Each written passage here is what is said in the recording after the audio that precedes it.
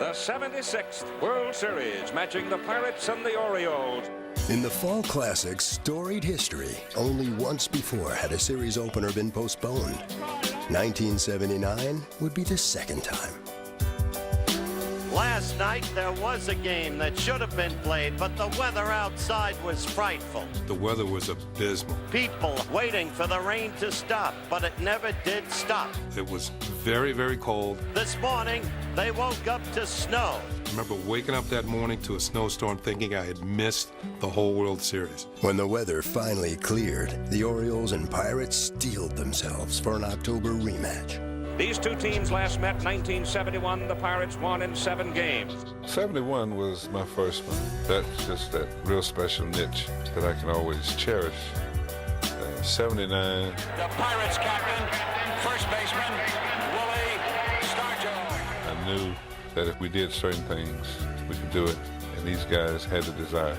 4 more for the 4 games you're going to win to win the 1979 Fall Classic.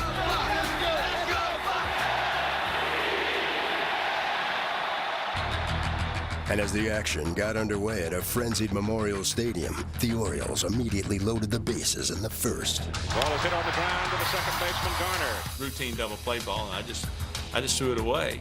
Throws it away.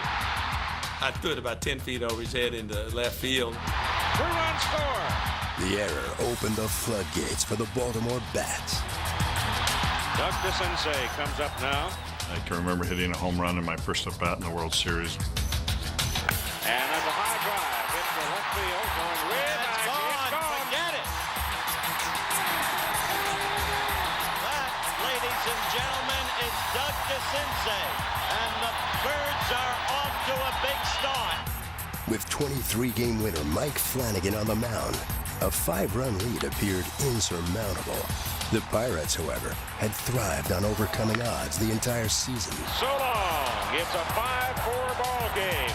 After that homer in the 8th, Stargell had a chance to even it in the 9th, with 2 out and a tying run on 3rd. So it comes down to this. Manager Earl Weaver still sticks with his 23-game winners. Mike didn't show any signs of fatigue at that point, and they let him go ahead and pitch. And with his 137th pitch of the evening, Flanagan and the Orioles survived Game 1. Baltimore wins it. Well, you really can't say enough, I don't think, for the gutty performance of Mike Flanagan.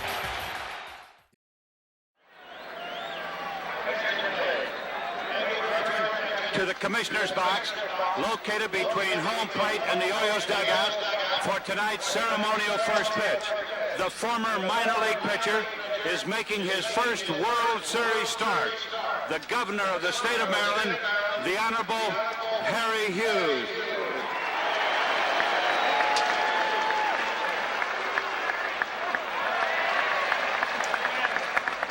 Governor Hughes pitched for the Philadelphia A's Farm Club in Federalsburg, Maryland, Eastern Shore League back in 1949. If you saw that throw out to Doug DeCinces, you could see it was off the mark. Well, Governor Hughes was 0-4 with a 5.54 ERA in 16 games.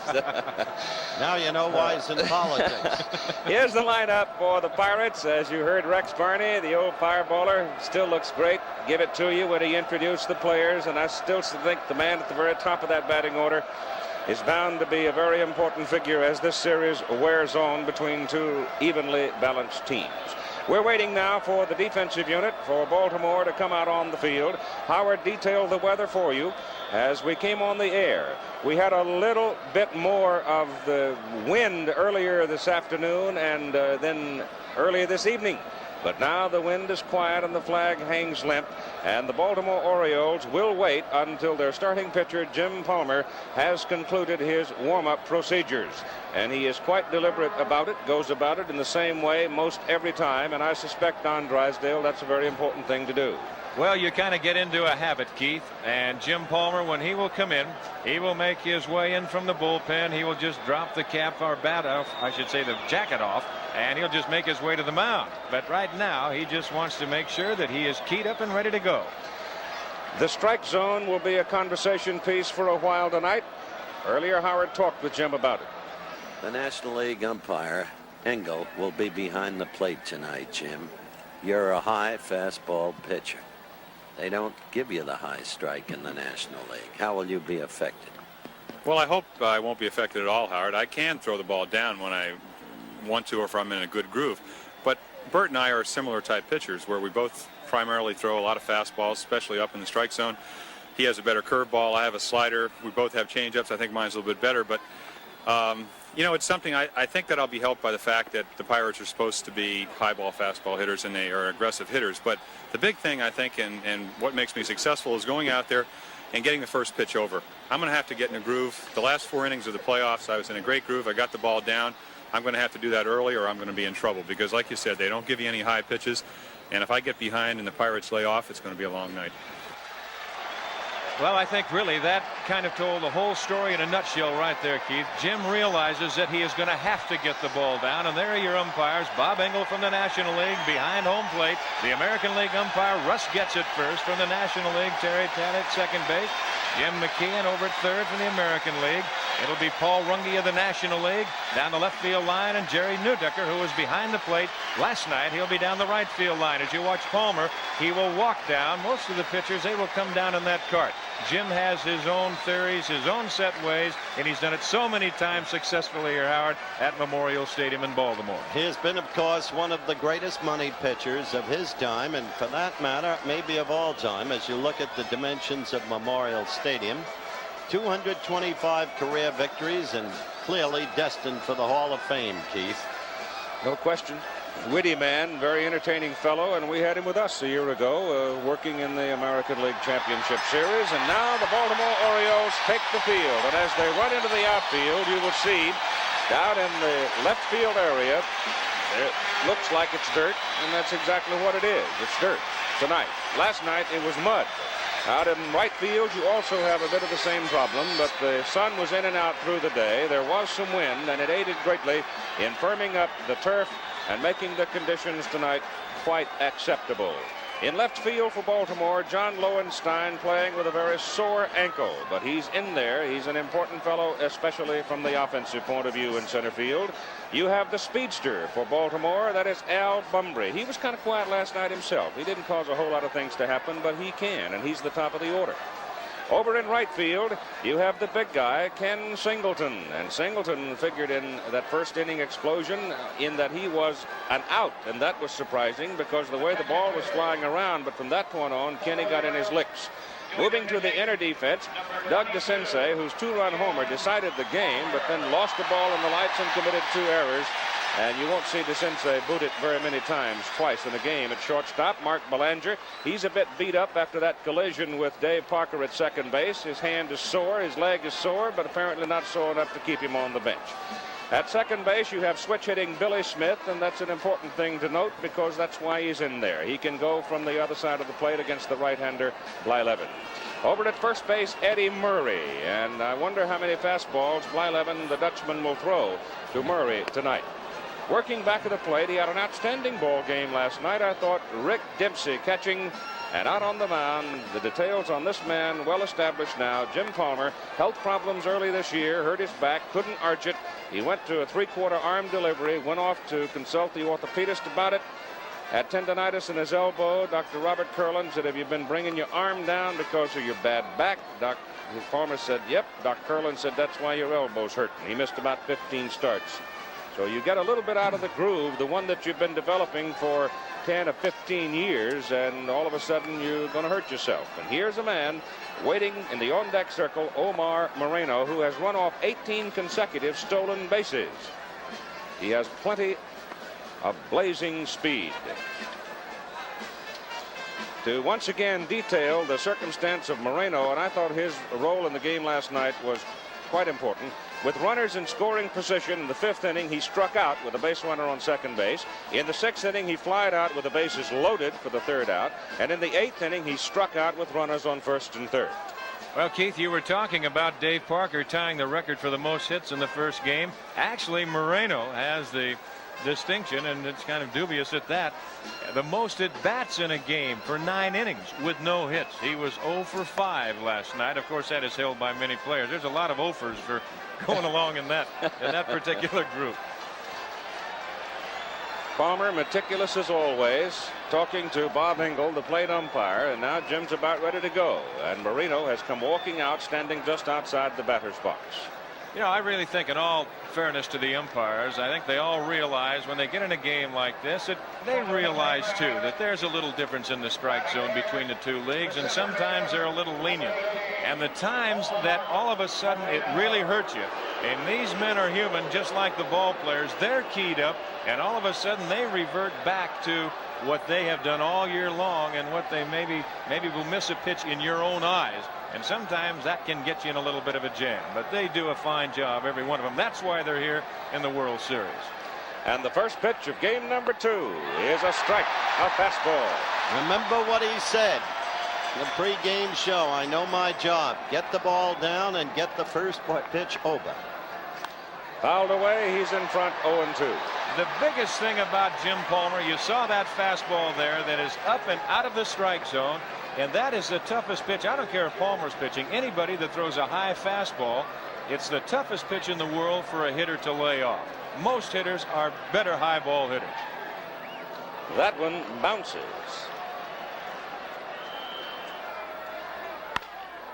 Down the line, foul ball. Called so by Jim McKean of the American League umpiring staff.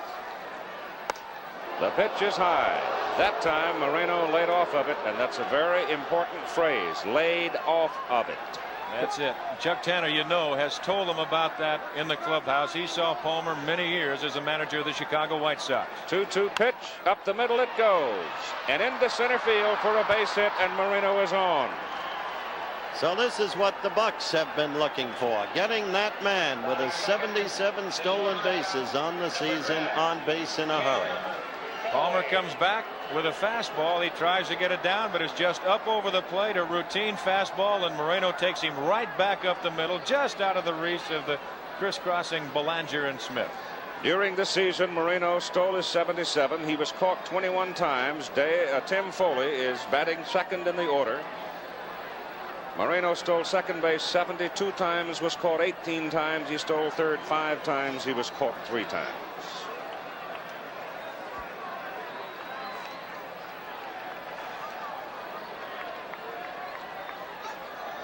He probably will study Palmer before he goes.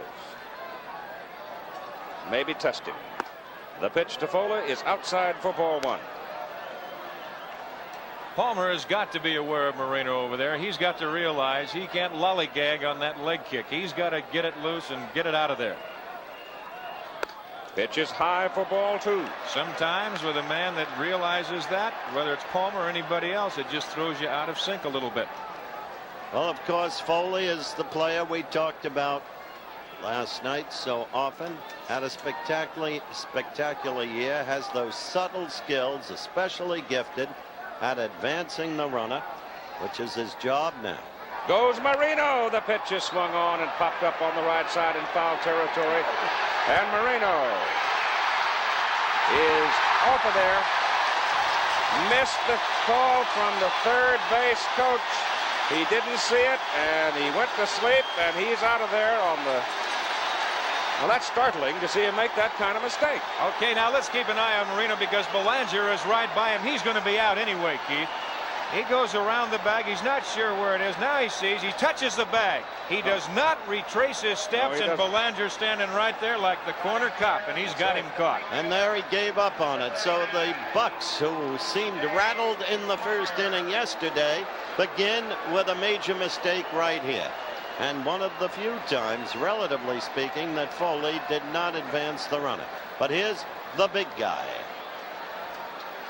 Well, that really startles me to see them start a ball game like that when they had it exactly the way they wanted it going. Here's Dave Parker hitting in the number 3 spot. Remember, Marino is a less effective runner on natural turf as exists here than on the artificial turf at home. That's Sue Palmer, Jim Palmer's wife. As you heard Palmer say before, if he's going to go to the fastball many times as an out pitch now, not every pitch, he'll try and maybe jam. He's going to go away now. Down the left side, DeCinces, long throw, Parker's quick, they get him. by a half a step. So decisive comes up with a nifty play to end the inning. The Pittsburgh Pirates see Omar Moreno run himself right out of any scoring possibility, and decisive ends it with this throw, and after a half inning of play, it is Pittsburgh nothing, and the Baltimore Orioles come to bat in Game 2 of the '79 World Series. There's your batting order for the Baltimore Orioles. There have been a couple of shifts in it. Lowenstein dropped down one. decisive moved up one. Otherwise, they pretty well hold their positions from last night. And they will be facing Bert Blyleven, the big right-hander for the Pittsburgh Pirates. John Milner is in left field tonight for the Buccaneers. Moreno in center, Parker in right. Madlock, Foley, Garner, Scargill, Ott is back at the plate tonight. Blyleven, outstanding curveball, born in Zeist, Holland, now lives in Villa Park, California, and he's just happy to be in the World Series with these Pittsburgh Pirates. He'll throw a straight change. Early in the season, oftentimes has trouble throwing it for strikes. Fastball might be considered relatively average. He can have good location if he is fine. His curveball is his out pitch, and it's a good one if it's there. Al Bumbry at the plate, swings and fouls it away for strike one. And he starts him right off with that curveball. Keith, he wants to establish something right here. And you said it, you hit the nail right on the head. If his curveball is right, he has got as good a curveball as anybody in the major leagues. I mean, it breaks and it snaps. Changed on the ground. Garner, second baseman, throws him out. Well, just watching the whole sequence of pitches there by Ott. He's like Dempsey. Nobody on base. They don't go to the sequence pitches. They're just using one a fastball, two a curve, and they're using the wiggle to change. And that's what he came with a change then. All right, there's Mark's leg. You see the protective device on it.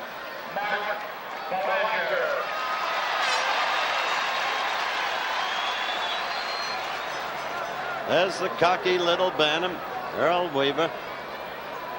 He said, I thought you guys thought they were going to catch us last night. Said we had some aces in the hole we never had to use. Now Blyleven working to Belanger. Has gone to 3 balls and no strikes, a 167 hitter on the season, but career-wise against Blyleven, potent at 340. We noticed that was another funny one. Bert's thinking about it. There's the strike.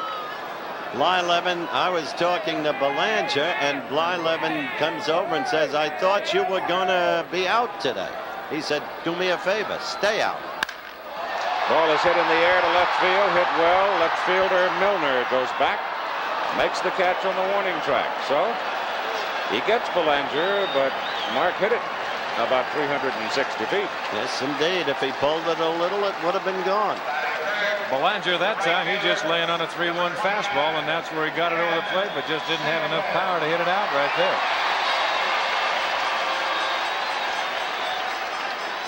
Kenny Singleton, switch hitting from the left side against the right-hander.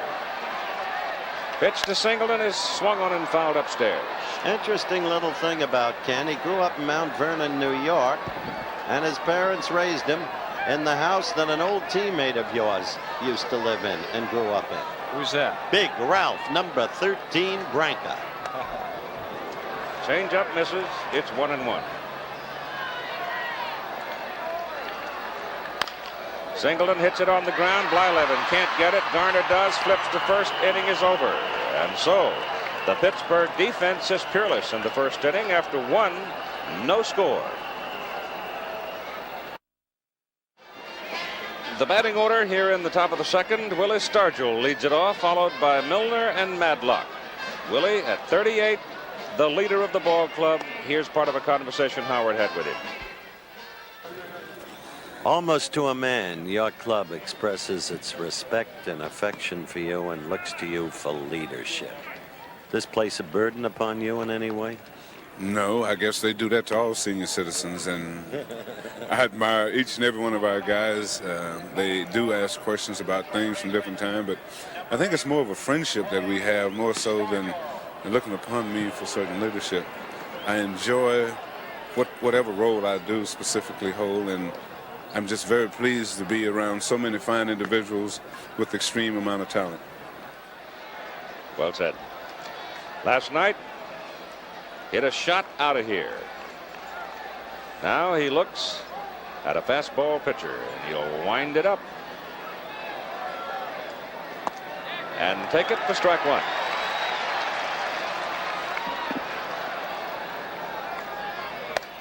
There's your high fastball.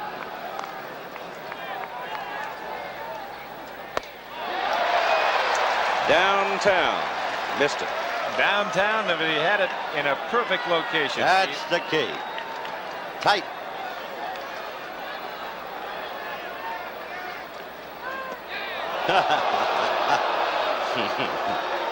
You think he doesn't know how to pitch? He's a cagey bird, isn't he? Master surgeon out there. You just saw it with that pitch.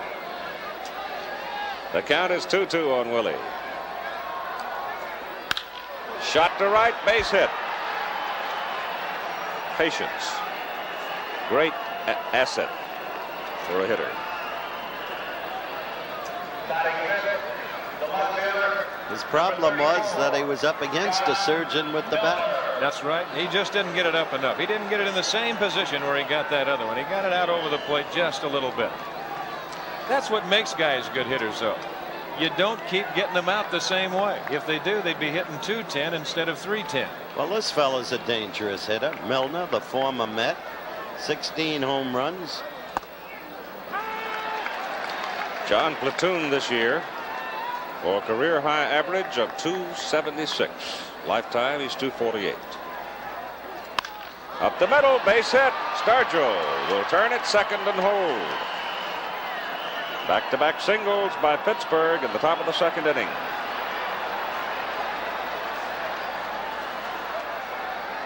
Now they've all been on the fastball. Stargell got the fastball, singled to the hole on the right side. Milner got the fastball, hit it right back up the middle.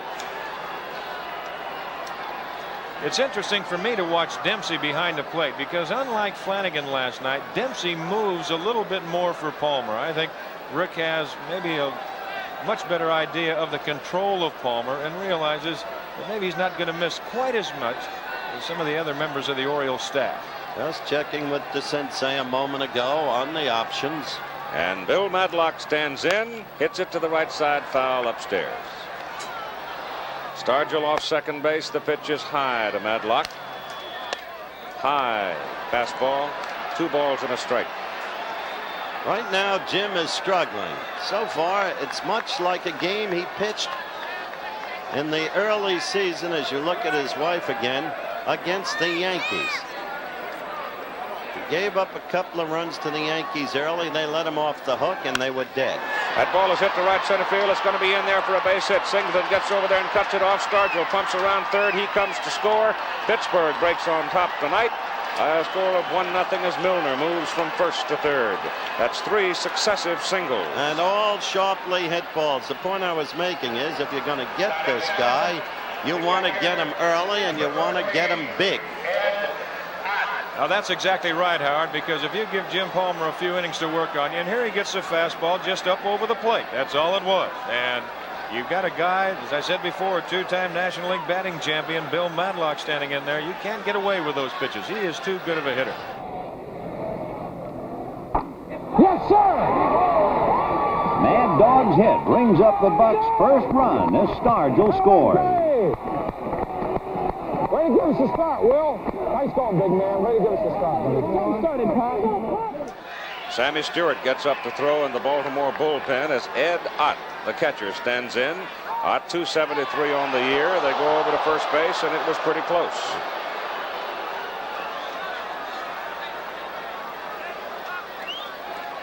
Here's the right-hander, Sammy Stewart. Another young arm. Here's the play at first base. You can see how close it was. Now we'll watch the stretch motion of Palmer. He will not set at the belt because his takeaway is too deliberate. It's too high.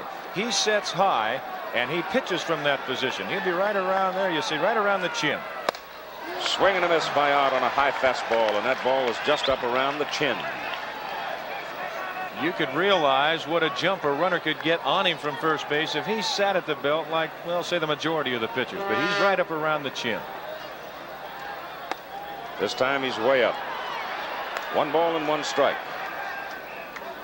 Baltimore jumped out 5-0 last night in the bottom of the first inning. Here in the second, as a high fly ball hit deep to left center field. Bunbury goes back to the edge of the grass, makes the catch, tag at third. Milner scores, sacrifice fly for Rotten, a run batted in. 2-0 Pittsburgh.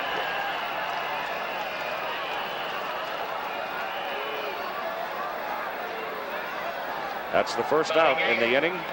Matlock is at first base. Here's Phil Garner.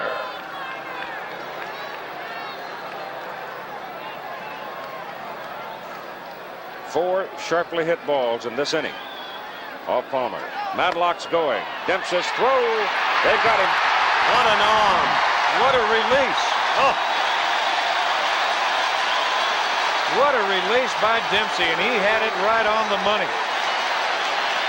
Matlock had a pretty good jump, but I'll guarantee you Dempsey came out of there throwing, and they got him with ease.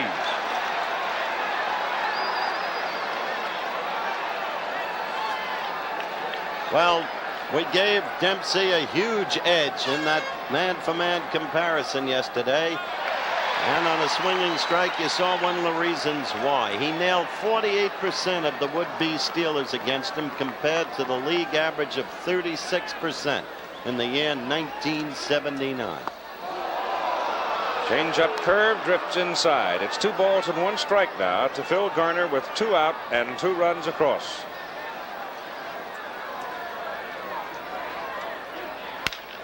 Hit on the ground, Belanger. Inning is over, but it's a productive one for the Pittsburgh Pirates. After 1.5 innings of play, the Bucks take the lead, 2-0.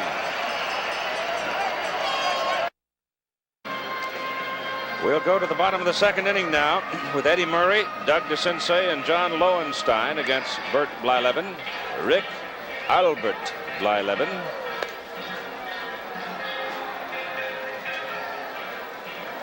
Just watching Blyleven throw there. You remember watching that curveball, and he has, like we said, one of the best in baseball.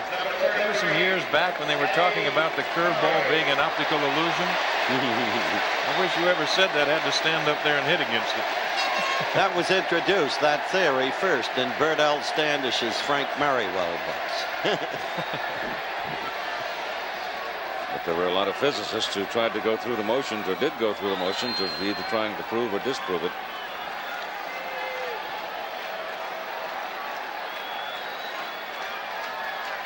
The pitch to Eddie Murray.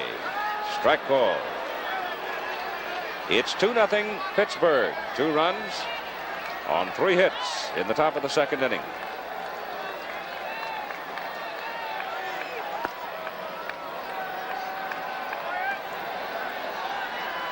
One ball and 1 strike.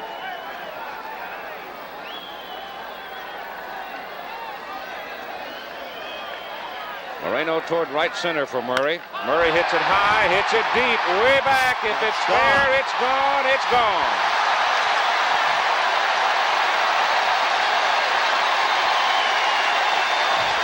He got it right in Eddie's groove, Don. He got a change. He did not take enough off of it. He got it up over the plate.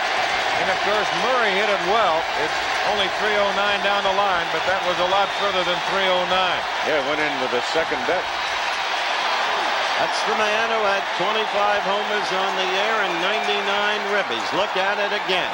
Watch the location. Up, and you don't get it in that power zone. He hit it a ton. It was right into the corner of the second deck, looked like. Dropping down, down, and plump. Batting first, Eddie Murray. Bert Blyleven tries a changeup. Murray times it, then admires it.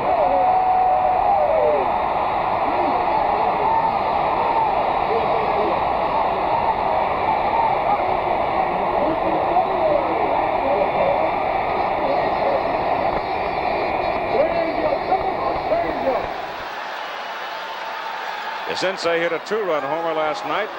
Slider snaps in for strike. The sensei a little bit bewildered right there. He said, well, what kind of a strike is that? Well, Doug, that's a National League strike.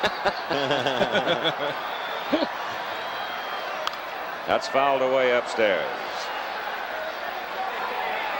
That's Doogie's wife, Mrs. DeSensei.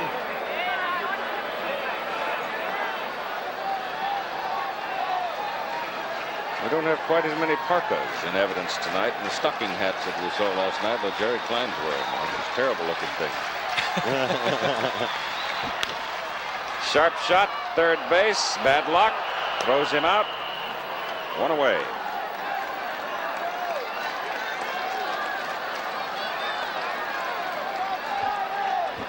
For the edification of all viewers, Keith Jackson is now wearing a coat. He is not willing to take on clinical pneumonia. You're right.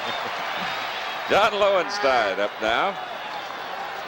John having trouble shaking off that sore ankle. It just bothers him. Yeah. Second night in a row. They can retire it now. The pitch is fouled away. I would hope. This telecast presented by authority of Major League Baseball, intended solely for the private non-commercial use of our audience. Any publication, reproduction, retransmission, or other use of the pictures, descriptions, and accounts of the game, pitch is outside, without the express written consent of Major League Baseball is prohibited.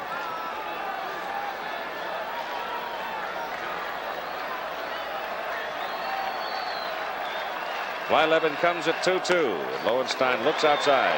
Counts full. Outfield playing John straightaway. Milner down and left. Not anticipating that John would pull Blyleven up the alley. John didn't pull on the Angels as he gets ball 4 outside. He hit it right down in the corner. Big blow in the American League Championship Series. That's the first free pass of the night issued by Blyleven. And now here is switch hitter Billy Smith, the second baseman. You got to think that Ed Ott is going out there to tell Blyleven as he went to that 3-2 curveball right there. He said, come on now, don't start rushing it. Stay there. Stay within yourself. Don't get out in front of that arm. Billy feels he's a better hitter left-handed. And you get the feeling watching these two teams go at each other that last night was, as we stated, an augury of the kind of series it's going to be. Low. Battle, battle, battle.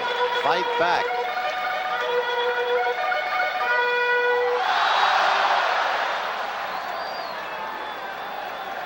One out, one on, one in. Bottom of the second. Stargell holding against Lowenstein. Lowenstein breaks and goes. Smith fouls it away, out of play.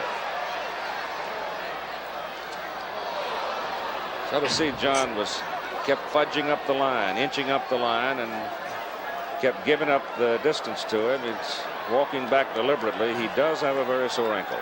He's got a sore ankle, very true, but you got to keep an eye on Lowenstein because outside of Bunbury, he was number 2 on that ball club in stolen bases with 16 this year. Bert may have a better look at him this time. Does not go. The pitch is rifle shot. Garner has it back to first. No. That's 2 out. Smith hit it on the button. He really did. Now watch the location of the breaking pitch. Really not in that good of a location. Bert's been trying to bring that breaking pitch a few times tonight to the left-handers, especially from the outside in. There's Rick Dempsey, who went hitless last night, and Keith talked about Moreno's failures last night. In a talk with Rick before the game, he was saying, can't believe what happened to me. I left 4 men on base. In particular, that was a called ball. He was upset about his own performance against Enrique Romo. He said, the man got me with 3 fastballs high and tight, right where I can kill the ball. But I kept looking for that screwsy. That fastball hit the outside corner. Make it 1-1. Eddie Murray is the man who hit the home run. Don't smile, Eddie. You're still behind. Oklahoma, Texas. Why, they're starting together already in Big D, getting ready for that one. The Sooners ranked 3rd in the nation. Texas ranked 4. Texas State Fair's going on with about 300,000 folks whirling around, and right in the middle of it Saturday afternoon, that old traditional football game. The ball is bounced over the pitcher's head toward center field, knocked down by the shortstop Foley, no play. Runs it into center field, and the base runner goes storming into 3rd. Lowenstein took a look. John saw the ball knocked down and rolling, and he took off. Foley made a good play to get to the ball. The ball had the top spin on it, and see it kick away from him. Now he bobbles it. Now he tries to turn around as he kicks it. Lowenstein, he just says, well, I'll just keep on going right to 3rd. Chuck Tanner joins the conference out on the mound as you see it again. Bert had obviously no chance. Watch this again, because Foley was unlucky on it. There was the good effort, and now his foot kicked the ball away from him, and that's what enabled the runner to get the extra base. Lowenstein to go to 3rd. No error on the play, just simply a single. And here again, the absence of the designated hitter rule in this World Series militating against the Birds. Jim Palmer, who did not go to the plate in '79, does have a hitting history, however. He did have a little smile on his face, though. Did you see that? His best year, he hit .224 in 1972. Lifetime career average 174, and he takes a whiff and misses. Uh-oh, Uncle Charlie. There it was. I think Sue sees the humor of the situation. The fact that Jim Palmer has to hit for himself, hasn't been to the plate all year long. Little tap foul. Jim's a good athlete, good tennis player, good golfer. He's a good basketball player. That's right. 2 out, 2 on. Struck him out. So Baltimore has a flurry in the bottom of the 2nd. They do get 1 run on Murray's home run, and after 2, it's 2-1 Pittsburgh. Bert Blyleven tries a changeup. Murray times it, then admires it.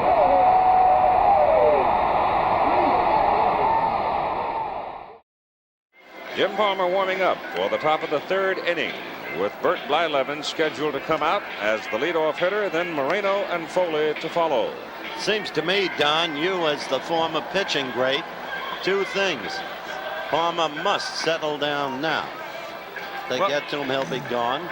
Well, and the other one is Blyleven is struggling, and not too successfully, to control his curveball. Now, Jim Palmer, you said before, Howard, if you're going to get Palmer, you've got to get him early, because all of a sudden he just starts falling into his good pitching pattern, and he just becomes double tough. Blyleven so far has good velocity. He's throwing the ball well. He has shown you exceptional curveballs, but he hasn't been very consistent with them. If he gets that curveball over consistently, he's going to be tough too.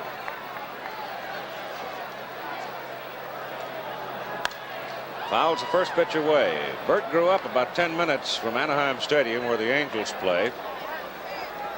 And he'd hide in the ballpark, sneak in, go out in the dark and make believe he was pitching for the Angels. And to this day, if you asked him, he'd say, that's the club I ultimately someday want to pitch for. Villa Park, right down the road from the... Oh, hit that on the nose. Bunbury on his horse, runs it down. Al had him played just right. He had him over in right center. Good thing. It took the speed of Bunbury to run it down, too. Palmer got the fastball up over the plate. And nearly every ball hit against Jim has been sharply hit. Well, now, one of the more entertaining conversations of this World Series probably took place between third base coach Joe Lynette and Omar Moreno. After the top half of the first inning, Omar's up now. Knowing Lynette, he did not mince words. Nope. He got him told, I'll guarantee you that. He says, I'm standing over here for one reason. Slides up the handle, pulls it away, and takes a strike. And he had the sensei moving. Doug playing him pretty close as it is. Now he's going to come in about another yard. That's got to be an advantage, though, for Marino, Keith, because every time you bring that third baseman in a foot or so, well, you can just have that much more of a chance to slap it by him. Baseball is a game of geometry in many instances. Strike two. We saw a great throw by Rick Dempsey to get a would-be base stealer just a few moments ago. Rick has great confidence that he'll be able to control Marino here at Memorial Stadium on the natural turf, if Marino gets on and seeks to go. Struck him out. Pitched him well that time. Oh, he did. A fastball, slow curve, and an excellent change that tailed away from him, and we'll see you later. And he kept it down. That's how the scoring has been done in the ball game.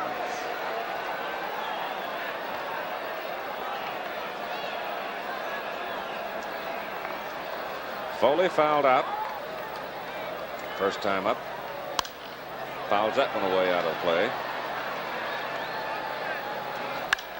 That's hit down the right side. It's a fair ball. Nice play by Singleton, and he holds him to a single. Well, that play was a nice play, and it all evolved from position play. Singleton, well, obviously they've had excellent scouting reports, and that's where your scouting reports come in, Don, on the kind of hitter Foley is, and so frequently he goes down that right field foul line.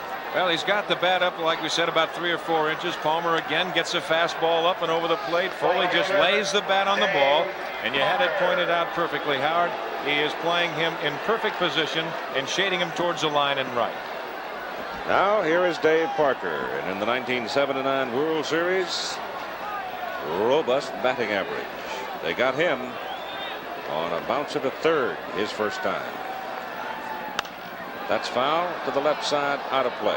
What you must remember is, Parker, as you look at the infield, you see how they are in effect shifted over. But Parker showed great ability in the late weeks of the season to go to the left side. Lordy, he's so strong. 6'5", 231. Fouled again off the end of the bat. He's not getting around on Palmer. Both times he just nipped it off the end of the bat. Well, you heard Jim say in the pre-game show that he knows how to get Palmer out if he can get his fastball high and tight. Parker out. I think I said Palmer. That bounces. It's knocked down by Dempsey. Foley runs, and he's in. Well, Rick had trouble getting around the man-sized Dave Parker to get a hold of the ball. Well, here's a great play. Now, this play shouldn't even be close. Watch how close Rick Dempsey makes it. Hits his mask. He almost knocks it off. Now comes out in front of the plate. Palmer very alertly showing. Look at this play. Now, this play is fairly close at second base. Notice, too, the force he put into the effort. After he threw the ball, he went right down on his face. But he was on target. He's a bulldog back there. He's a good one. That's a wild pitch. It do make a difference, though.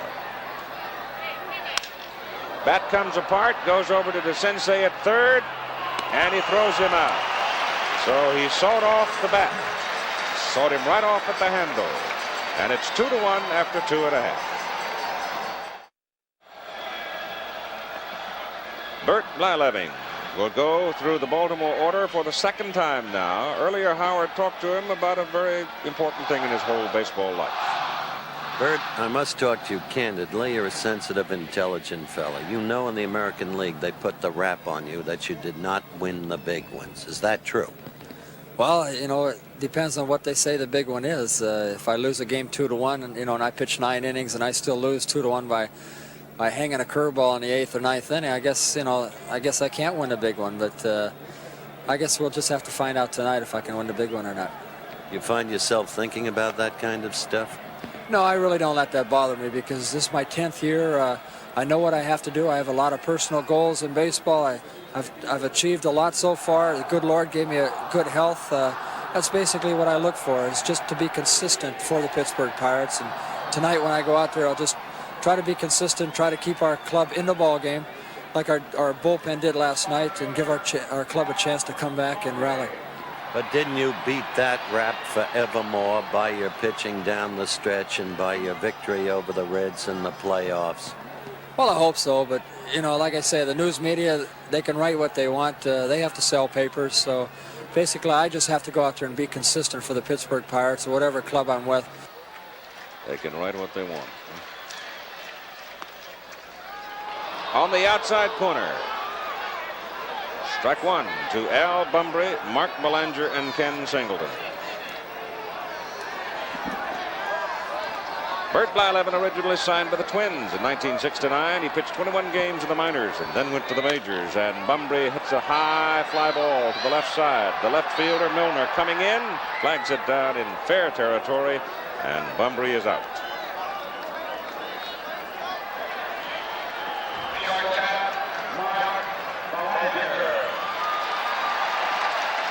When Bert went up to the Minnesota Twins in 1970, he joined a pretty decent pitching staff, too, with people like Jim Perry, Jim Cotton, Louis Tiant, and Dave Boswell. It was a pretty strong staff in those days.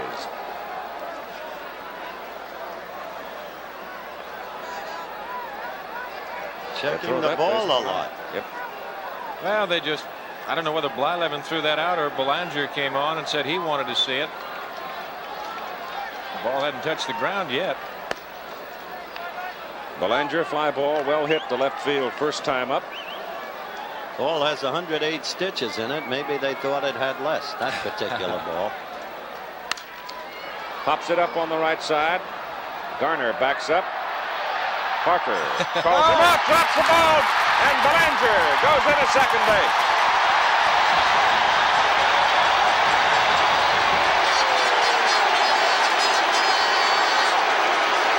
This is something that you see every manager at home, I'll guarantee you right now, is saying, see, I told you, I knew it would happen sometime. Everything nowadays is relative, but you've got now the new one-handed catch. Managers try and get guys away from that if they can. They say, if you ever drop one, but now it's you and me. But you saw, watch Parker, as Garner suddenly gets out of the way. His concentration was divided. He was aware of Garner's earlier presence, and he was half looking for Garner as he went for the ball. So the Bucks have made two mistakes tonight, even though they lead 2-1. Moreno's mistake on the bases and that. And Singleton at the plate with power. 35 home runs, 111 runs batted in on the regular season, fouls the first pitch away. You got to be careful getting that fastball up to this guy out over the plate, because he'll just take you right out into the Baltimore bullpen. Hit to the right side, flagged down by Garner, and he throws Singleton out. Nice play by the Pittsburgh second baseman. Which brings up the man who accounted for the lone bird run thus far, Eddie Murray, as you look at that again. That ball had top spin. Look at the last minute grab by Garner. That ball was really moving on him. Now with Belanger moving over to third, here's Murray. One more look at it.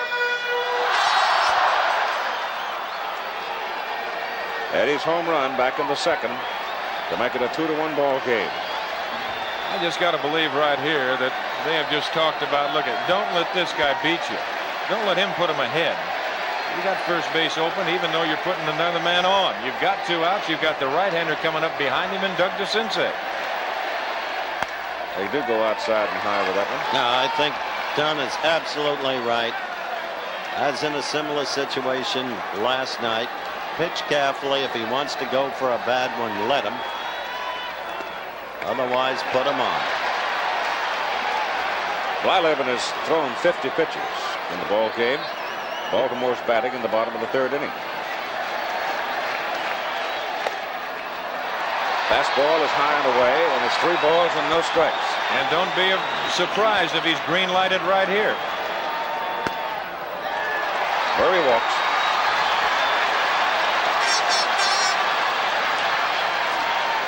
Here's DeCinces. Series goes on to Pittsburgh, and they're ambivalent about the weather when you folks get over there and get ready to go to work. Well, I want to make a note of the fact that we're going to miss you, old buddy. You'll be down doing Texas against Oklahoma. Al Michaels will be joining us. All right, here is Doug DeCinces now with 2 out. And stay away from that state fair. Runners at the corner. And the breaking pitch misses for ball 1. Doug hits this one, though, on the ground. Big gravy bounce for the shortstop, Foley, and he guns it across. And Bert Blyleven and the Pittsburgh Pirates dodge a bullet. And Dave Parker's carelessness in right field. Score remains 2-1 after 3. Jim Palmer will pitch now to Willie Stargell, John Milner, and Bill Madlock. Palmer celebrating his 34th birthday next Monday. These are the 3 hitters who hit consecutive singles in the 2nd inning that led to the 2 Bucco runs. Let's see if Palmer is beginning to settle down. Outfield swings around to the right and goes just about as far back as they can for Willie. And Palmer's pitch is high and away for ball 1. You mentioned Palmer having the bad back. There you see the defensive alignment for the Baltimore Orioles. That's popped up foul. It's going to drift back out of play. Billy Smith, the second baseman, is right between first and second on the edge of the grass, and he has really swung around. But you can understand how a bad back could really hurt Jim Palmer. Palmer is more of a straight up and down type pitcher. And when he can't bend that back, that gets him in a lot of trouble. 1-1 pitch to Willie. Hard shot, hooking to the corner, going foul. Got most of it. Thing never did get more than 15 feet off the ground, but he went all the way to the wall. Palmer was saying something to Stargell like, how in the world did you ever hit this ball? Well, look, we've talked about Stargell. See, we talked about Stargell on the low ball last night, and I threw in Reggie, too. He can kill you on the low ball. He golfs it and for tremendous distances. 1-2 to Willie. Fouls it away.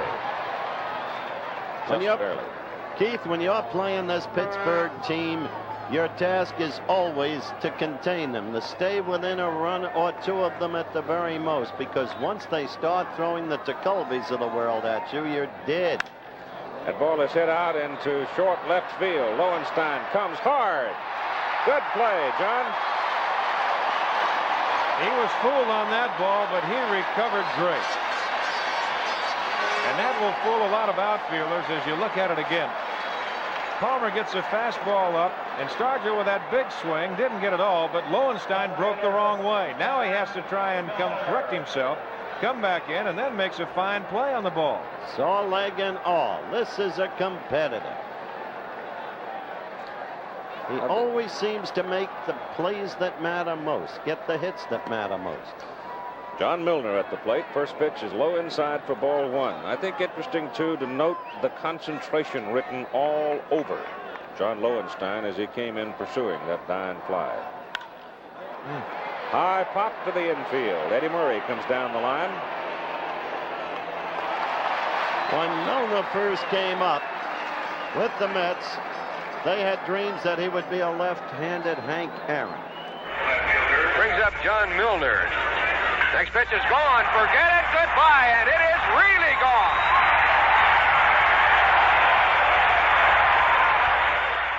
I tell you, he never materialized for the Mets, and he's never become the great hitter they anticipated he would be. But he's become a dangerous offensive player this year. Here's a guy with the great swing. Curveball misses to Madlock. Notice the change in pitching style now for Palmer. Oh, yeah, he's gone to the off-speed stuff. High bouncer, DeCinces throws it out. So Jim Palmer gets Pittsburgh in order in the top of the 4th after 3.5. It's 2-1 Buccaneers. Last night, Mark Belanger had Dave Parker come crashing into him at second base. Howard talked to Mark about it. First, Mark, exactly what happened on that play with Parker in the ninth? Well, I lost my footing around the bag, and which brought me backwards, and I think my left foot went in front of the bag, and the throw was there on time. It was a perfect throw, and when I did apply the tag, you know, he came in pretty hard, which is, you know, that's going to be his job, to try to knock the ball out, jar the ball out, and he in turn, you know, spiked my leg and my hand, and the ball did pop out, and I grabbed it right away, but the umpire was right on the play, and he said I bobbled it, and, you know, that's the way it was. What's the nature of the damage to the leg? Well, it's pretty sore. It's very sore right now. I used ice pack and kept it elevated last night. The hand is basically superficial wounds, but it's very sore, and I'm going to have to try it and see if I can, we'll be able to move good. All right, pregame comments from Mark Belanger about having a tree fall on him last night at second base. Now we go to the bottom of the fourth inning for John Lowenstein, Billy Smith, and Rick Dempsey. That ball is hit sharply. Garner flags at it and can't come up with it.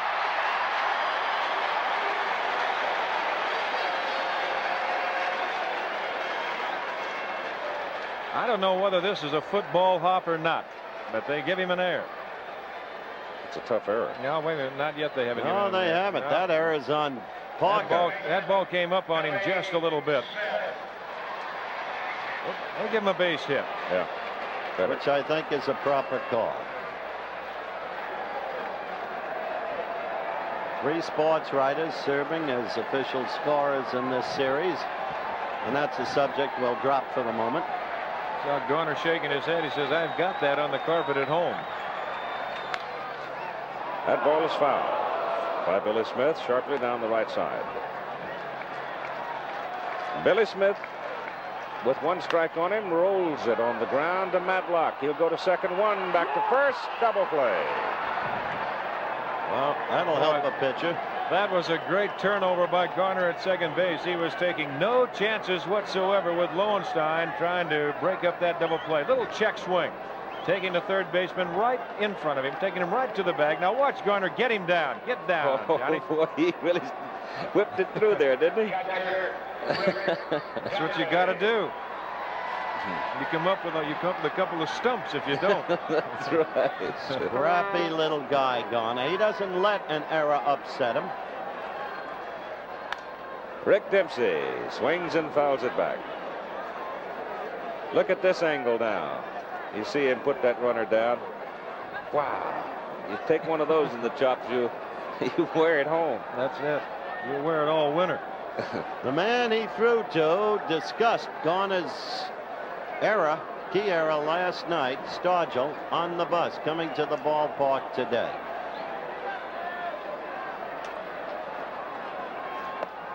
He told him to forget it. He said, remember in the next to the last game of the season when we were still battling for the pennant, I threw a down and out to what should have been Lynn Swan. And nobody could get to the ball, and I lost the game for us. So don't worry about it. I had to laugh because he says, you know, he says, I thought they would call timeout. It was incomplete, but they didn't in the run score. 2 balls and a strike to Dempsey with 2 out. And the base is clean, and Bob Engel waves the right arm to make it 2-2. Well, on to Pittsburgh tomorrow, and what a great sports city that is. It's become a city of champions with the mighty Steelers and now the Bucks. Reaches and bounces it to the shortstop. Foley throws him out. So the double play helps. And we've played 4 innings of play at Memorial Stadium in Baltimore, and Pittsburgh leads it 2-1. We go to the top of the 5th inning for Ed Ott. Here's Big Don Drysdale. All right, Keith, it'll be Ott, Garner, and Blyleven. And that first pitch is fouled back. Ott, a sacrifice fly his first time at bat. Right now, he is driven in. Has proven to be the go-ahead run. It is 2-1 Pittsburgh. We're in the top of the 5th. Change a drag attempt, and Palmer has it on a hop and throws him out. Now 1 up, 1 down for the Pirates, and Howard, he is starting to gel. Well, in the pregame interview, he said his task, and he talked about the playoff game against the Angels, to keep his ball club in the game, and they'll find a way to win it, which has been the Baltimore pattern this year. Now he seems to be keeping his club in the game. But there's a way to go yet. Oh, there is. And Phil Garner will step in. He bounced to Belanger at short his first time at bat. You saw Palmer before looking to the outfield, hands parallel right in front of his chest. Up play Garner straight away, and he hits it straight away. A little squiver right back up the middle. There is not a weak spot in this Pittsburgh lineup. You can't ever get a momentary let-up, unless it be the pitcher, of course. Garner says, yeah, he feels he got away with one on that hit. He did.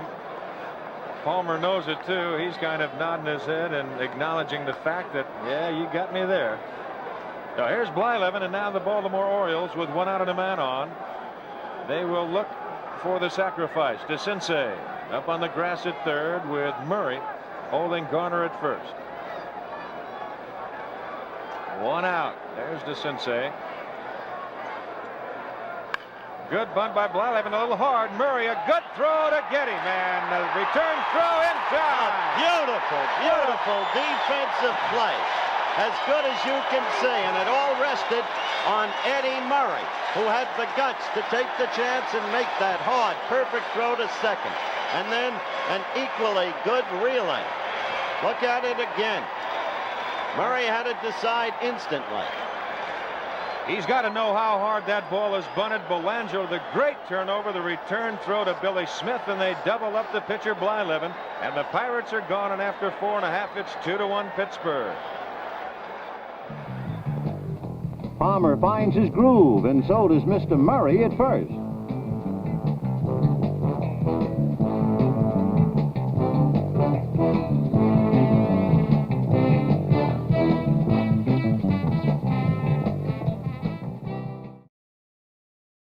Now Jim Palmer to lead it off, and we talked about a class guy he is. He had a chance to talk with Howard again before the game, and here's the conversation. There's a sign posted in the Pirates dressing room, an alleged quotation of Jim Palmer's. If they can't beat Flanagan, they'll never hit me. Did you say that? How would I say that about a guy that's probably the best left-handed pitcher in baseball this year? It's a tough time of the year, Howard. You talk to so many writers, and a lot of times you get misquoted, or not. They even make things up. I never said anything. I have great respect for the Pirates. I know what they can do. They hit one off one of the best left-handers in baseball last night, and they got 11 hits. My job is I hope to pitch better, but I hope we get 5 in the first, because it takes a lot of things away from the Pirates. You don't run when you get 5 runs down. You don't take the extra base. You become less aggressive, and they battled back last night. They showed everybody what kind of club they are, and I'd never make a statement like that. And I don't believe he would either, Howard. 1 ball and no strikes to Palmer. Fouls it away. The count 1-1. Blyleven, of course, throws a lot of breaking stuff. He's never really had any major arm problems. The only problem he might have had at one time, and that was throwing across his body, but they broke him of that in the instructional league. Missing outside to count 2-2. And that's a funny way how they did it. That's one of the fine pitchers in baseball. Marv Grissom was the man that did it. He stuck a chair in front of him. He said, now if you want to throw across your body, you're going to land right in the middle of it. So I guess he had to square himself away to the plate, and that broke him. Hit well left field. Milner has a play. Out number 1. For Jim, that's a moral victory. That's right. He'll get a hand. It's only his 2nd time at the plate this year. I'd like to do that with a man on third and only 1 out, or no out. But there's 1 gone. We go to the top of the order. Al Bunbury, 1 for 4 last night. He's 0 for 2 tonight. Bounce to second and fly to left. I'm sorry, Don. Blyleven hanging in there. His curve is as good as there is in baseball. Line foul.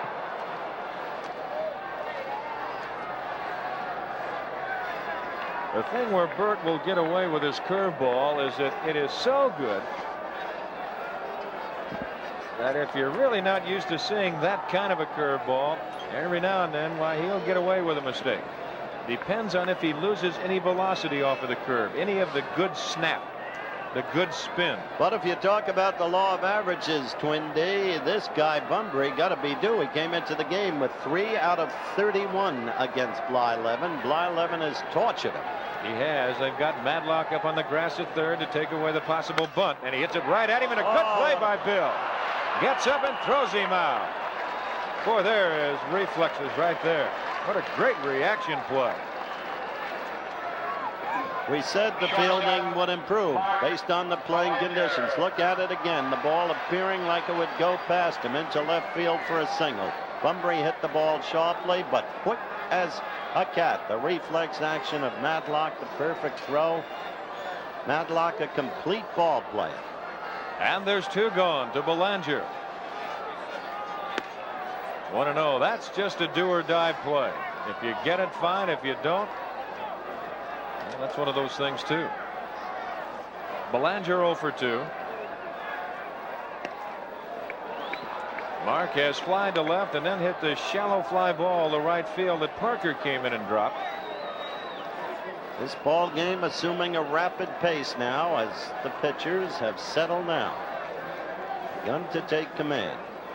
And it's a kind of ball game that both managers are completely in. They are there. There's the Baltimore bench. Eddie Murray. Look at that graphic. They don't talk about Eddie Murray. He's a steady going kind of guy. But left center hit well. Moreno will run it down with his speed, and that is out number 3. So the Baltimore Orioles are gone. The Pittsburgh leading 2-1, and we'll be back with more baseball after this word from our local stations. Well, it's a little chilly here in Baltimore, as we've mentioned for the last couple of nights. that is not Green Bay, Wisconsin, in a title game. And we are not calling this the ice game. That is out in the Pirate bullpen. There's the scoring. All the scoring coming in the second inning. The Pirates with 2. Baltimore coming back with Murray's home run. And that's where we stand. 2-1 Pittsburgh as we go to the top of the order and the top of the 6th. It'll be Moreno, Foley, and Parker. Your crowd, Don, is 53,739, third largest ever at the stadium. Just, what was it, less than 100 below last night? Now Moreno tonight has singled, and then he was doubled up on that foul pop-up by Foley in the first inning. And then he struck out. 1 hop to DeCinces. 1 away. These are the kind of innings you like to have right here in the middle part of the ball game. Just 1 pitch, 1 out. And so far Moreno, he got on base 1 time. He might have got so excited he forgot what to do. We haven't met his wife yet. But they doubled him up. But I'm sure we will. Here's Tim Foley. He hit into that pop double play and he singled. 1-0 the count to Foley. See how quick Dempsey will give the sign. Coming right back. Palmer doesn't want that change. He wants the fastball again, and Foley flies it to center. Right there's Bunbury. 2 gone. What is that? 3 pitches? Yep. 3 pitches, 2 outs in the 6th for Pittsburgh, and here's Parker. As we said, you want to get Palmer early. Parker has bounced to DeCinces twice at third, and has not really hit the ball that hard to DeCinces. Once he just splintered his bat. Palmer has pitched Parker very well.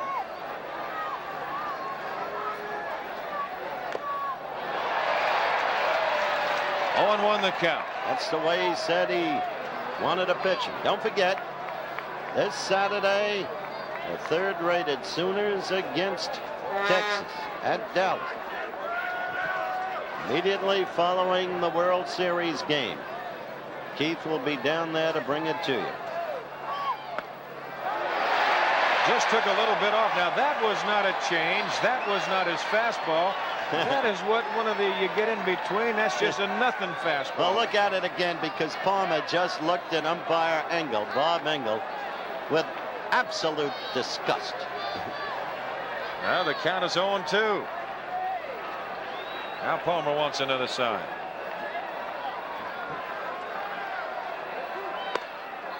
Yeah. He's got a big burden tomorrow. Johnny Candelaria. The Candy Man. Line to center. Bunbury will have to play it on a long hop. Oh, it's hard to keep that big guy off the bases, isn't it? He's tough. He is a great baseball player. He is a great athlete. Candelaria faces the burden of going against one of the wiliest pitchers in the big leagues, Scott McGregor. And it was McGregor who finally clinched it for the Orioles. Shutting out the Angels, one of the best hitting teams in all of baseball. Foul left side. DeCinces will give it a try. It's trying to come back, and he can't reach it. Great effort. He could have had that ball if it weren't for that roller with the top, because then he would have had the extra 2 feet to get against the Bucks. Could have leaned in and had it. He might have had that, but if it hadn't have been for that roller with the tarp, we wouldn't have had the first game played here yet. See that? That's what great kept the ball out of his reach. Great effort by DeCinces. And there's a grounder right to him. Easy play. Pittsburgh gone in the 6th inning. And after 5½, it remains the Pittsburgh Pirates 2, the Baltimore Orioles 1.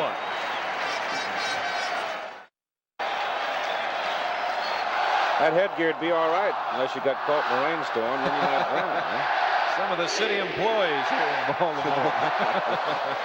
We'll get a bill for those traffic markers. Now's the time you want to watch Blyleven closely. With only 4 complete games and 37 starts, he's got to go against the meat of this Birds lineup: Singleton, Murray, DeCinces. Blyleven had 7 years, you'll remember, with the Twins. And finally, he went in the free agency market. There were contract problems. And the Twins have really been amazing. I don't know of any team that's been struck down by free agency the way they have. The late Bostock, Carew, Blyleven, and Heisel. And the pitch is strike to Singleton. He is bounced to Garner at second base. And He's yet, over 2. And yet, Don, Gene Mock keeps them up there. They came along this year. They were amazing. Good curveball by Blyleven. 0-2 the count. You see, they allow the pitchers with this cold weather, they allow them to go to the mount. They can blow on their hand. I want to correct that last statement. I said he was traded to Texas because of those contract problems. That's exactly right. And then on to Pittsburgh. Loop to left. That will be a base hit. Milner has to get on it in a hurry. Singleton around first, a wide turn, but he will hold right there. And that brings up Steady Eddie. Eddie Murray coming on. There's Singleton at first base. Blyleven made a good pitch. He jammed him. That's the test of a good hitter. Murray has homered. He's accounted for the only Baltimore run tonight, and he's walked. There's Wild Bill Hagee. He's up there leading the cheers. He's trying to get these Oriole fans going. It's more fun than driving a cab. That's what he is, a cab driver here in Baltimore.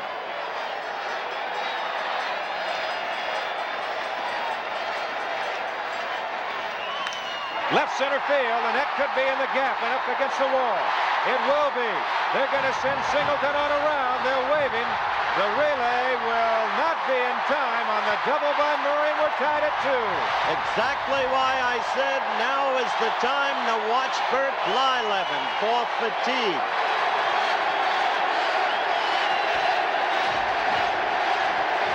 Enrique Romo quickly working in the bullpen for the Bucks as you look at it again.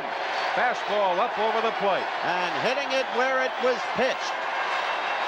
Steady Eddie Murray in his own way symbolizes this Birds baseball team. He doesn't get the big press notices, but he does the job. Now it's Doug DeCinces in a 2-2 tie here in the Baltimore 6th. Nobody out, a run in. 80 pitches thrown by Blyleven. And it's only the 6th inning and nobody out. And now we get a left-hander up. Grant Jackson, I believe, up throwing along with Romo. And DeCinces will be trying to do one job, and that's will move that ball to the right side with nobody out, a run in, and Murray standing at second base. Baltimore known for their execution, and we'll see how they play it. Pickoff, look out, and Murray back. There they are in the bullpen. Grant Jackson, number 23, and the man with the screwsy that drops right out from under him, Enrique Romo, the right hand.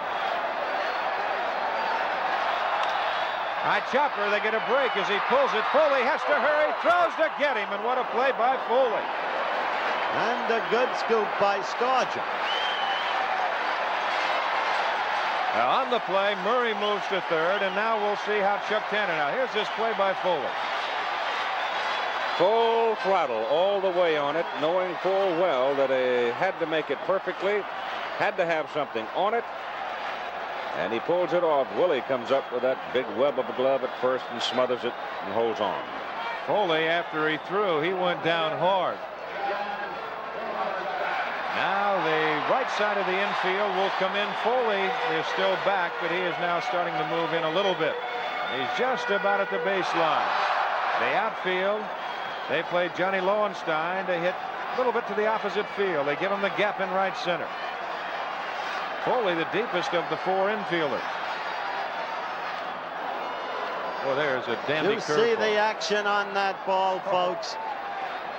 That is not an optical illusion. Believe me, it is not. Well, it has to do with rotation. Hit well. Parker, a good arm. Tagging is Murray. Here comes a throw. Here comes Murray. And he is dead. Now, what a that's throw why, by Parker. That's why we wanted you to meet Dave Parker in the pregame show. The enormous versatility of that brilliant athlete. That kind of throw won him the MVP in the All-Star game in the Kingdome in Seattle. Murray is not the slowest runner in the world. Not the fastest, but not the slowest. A competent runner. And Ott was just waiting there with the ball. You talk about a guy 6 feet 5 inches tall, 231 pounds, who uses the whole ballpark for his hitting, who is so fleet of foot, the way a great tight end would be at the Parker size, and then who will not spare the body on the slide. As you look at this play again, the way Parker went into Belanger last night. Just a brilliant ball player. Through 6, it's a 2-2 tie.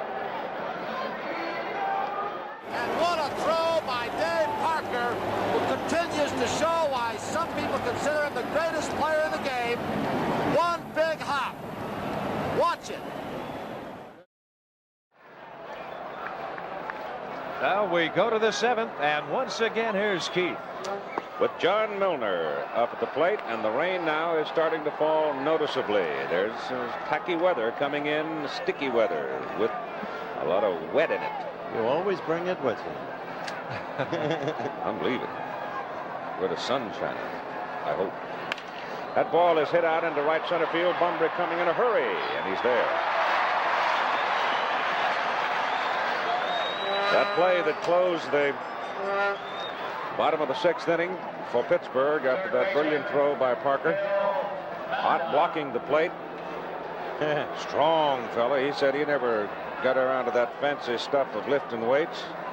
He just growed up strong. He's a country boy, milked cows and chased hogs in Muncie, Pennsylvania. You've been with the cows all night. Molasses. And got a bunch of farmers playing this game. When I was growing up, some of these little old town teams around middle America, pretty good little baseball clubs in them. As a foul back by Bill Matlock. Tell you, Ott looks like a tree trunk down there. He's strong. I believe his reputation just preceded him in here to Memorial Stadium. He's tough. Matlock fouls that one up on the right side upstairs. That's sharply hit. DeCinces off his tummy, throws high, and it goes into the dugout, or goes into the crowd, or Dempsey over there can't find it. It's in amongst the photographers, and he finally fishes it out. Well, the momentum of DeCinces just took him to the ground. He made a good play getting to the ball. That ball was hit hard. Now he just loses his balance. He goes down. Now when he gets up, I'm not too sure whether he's going to get Madlock or not, but you can see that throw to the arc. There's no chance for Murray. Look how high Ed went, though. He really got up there, didn't he? Just pulled him right down. No gravity. It's a single and an error on the throw. And look how high Murray gets up in the air. And he's kind of lucky he didn't have a collision over there and come down hurt. As Madlock made his turn, he went on to second. Here's Ed Ott. And Palmer with a definite challenge. Ott, a good hitter. And then the troublesome Garner. That's foul. Though they could walk Garner if need be, if Palmer can get past Ott. Well, they'll force the hand of Chuck Tanner if they do that, because as you mentioned come before, up for with the pinch hitter. You want to know something? Weaver made an excellent point in a discuss. I'll get to it in a minute. One strike pitch. Ed takes it high and away. He was talking to a group of writers behind the batting cage. Weaver was before the game. And he said, what you people don't understand is when you've got the kind of, excuse me, relievers that Pittsburgh has, in effect, they can use the designated hitter rule. They can keep pinch hitting for their pitcher. Well, they've got a bunch of them over there, and they've got some guys down in that bullpen that can get you out. Palmer is high and wide again. Count now, 2 balls and a strike. 1 out, and Bill Madlock at second base with a single and the throwing error by DeCinces. That's 3 errors on Doug in 2 games. You might have seen Palmer now go to his mouth with his finger, but he was down off of the mound. You can do it as long as you're not on that little round piece of dirt out there. Good point. That's a strike. Ed knew full well he went for a high fastball out of the strike zone. There's that old, they get that high fastball and a hitter's eyes get as big as a plate. It just can't hardly control themselves. Check him out. What a good change. Great change by Palmer. Now here comes Weaver. Now they will talk it over as we look at this change one more time. That's not fair. He's way out in front. And as Weaver goes to the mound and Dempsey comes to join in, and Doogie DeCinces too, Weaver is facing the very thing he talked about before the game to that group of writers. Do we want to put Garner on? Well, Garner, Second baseman, he's got to feel like he's got the list in his pocket going to the market and knowing what he's going to get. He knows he's not going to get anything right here, and they won't even waste any time. They're just going to put him on. Dempsey standing outside. I would think we might see Easler. What do you think, Don? Very well. Well, Blyleven's out there with his jacket on. It is. There he is. It is. Yep, it's Easler. If it means winning a ball game, he says, hey, I'll just try and hold him as close as I can, as long as I can, and after that, why, Chuck's going to make the moves that he wants to anyway. So Mike Easler comes on as the pinch hitter. Madlock at second, Garner at first, and Palmer's pitch is off the corner, and it's 1-1. There's the big burly West Virginian. To be 22 and that strong. And he'll be the new Bucks pitcher. The pitch is high, and it's full at 3-2. You could see Dempsey take that clenched fist and say, come on now, let me have it. Let me have something on it. And he missed a little high. These two teams are something. They really are evenly matched. They are, Howard, and now with a full count and 2 outs, well, you're going to see both men moving.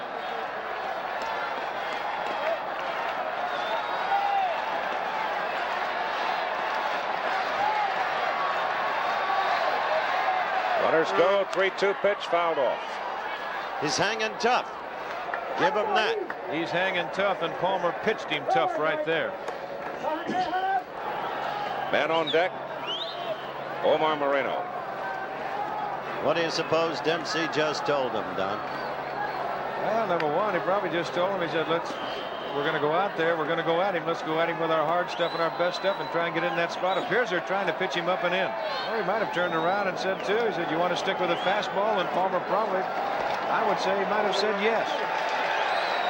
Good picture play on the 2 managers. Dempsey. Oh. Unhappy over the call. Easler walks. Bases loaded. Moreno coming to the plate. Omar Moreno went down last night for the 3rd out with the bases loaded for Pittsburgh. What's that, Keith? Look at this pitch. It's a close pitch. Dempsey thought he had it. Palmer thought he had it. And Bob Engel said, I thought it was a little low, men. We got one more to go. I thought the National League was the low ball league. Bill Madlock at 3rd. Bill Garner at 2nd. Mike Easler at 1st. And Omar Moreno at the plate. Go back to what Keith Jackson said in his opening of the telecast. This is the man who must come through. Okay, she's got her whistle. Where is the whistle? Strike. Rain getting heavy now. Yep. But Keith told you, in his opinion, Moreno would play a significant role and would have to be successful in that role if the Bucks were to win. That is foul. Struck him out. They are making Omar Moreno the fall guy so far. In the middle of the 7th inning, Palmer gets off the hook, and the score remains tied at 2-2. Big Don Robinson, who appeared in last night's ball game and was very effective among the core of relievers who came into the ball game. The rain is lessened a little bit, but it is still a steady drizzle as we go to the bottom of the 7th inning. And Billy Smith, Rick Dempsey, and Jim Palmer are scheduled. While Bill's got him going on top of that Baltimore dugout, he's trying to get something going. Let me quickly explain the rule to you folks. Should this game be terminated in a tie score at the end of whatever, 7. Let's wait till the chair dies down.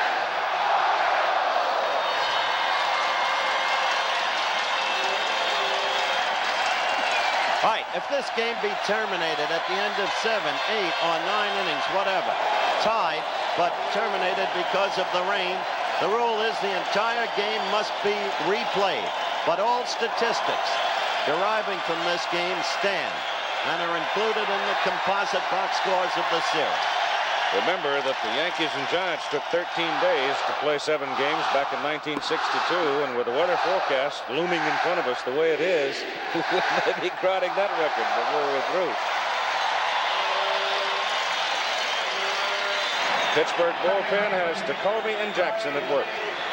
And Tippy Martinez is throwing still over in the Baltimore I bullpen. love to watch Jacoby throw that buggy whip arm. So Robinson, working to Billy Smith, gets a swinging strike. If this series goes long enough, Keith will conclude both the series and the college football season at the same time. High pop to the right side, and Stargell drifts over in foul territory. Looking up into the rain, drifts back inside fair ground and makes the catch. That breeze is a little stiff up there right now. That ball was 10, 12, 15 feet foul. And you saw how far Stargell caught it in fair territory. The breeze going out, is blowing right straight out as we check the flag in dead center field. The flag had been hanging limply, as Keith told you, at the start of the game. There it is.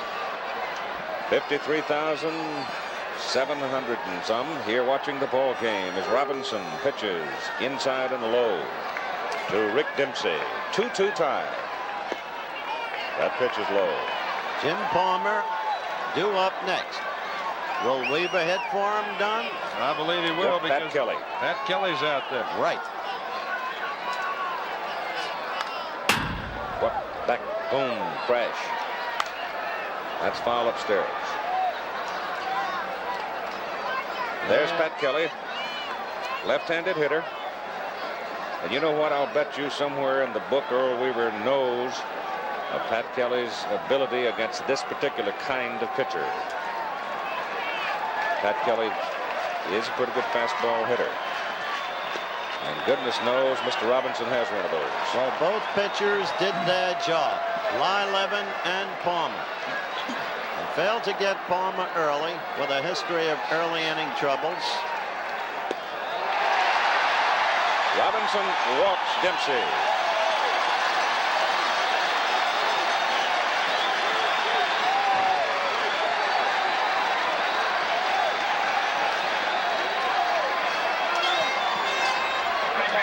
Pat Kelly, 68 games, 153 trips to the plate, 288 batting average.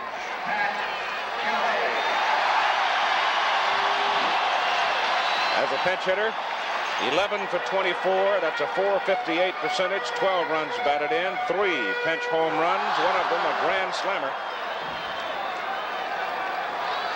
Hit it off Dave Heverlow of Oakland. The other home runs came off Stanley and Galasso.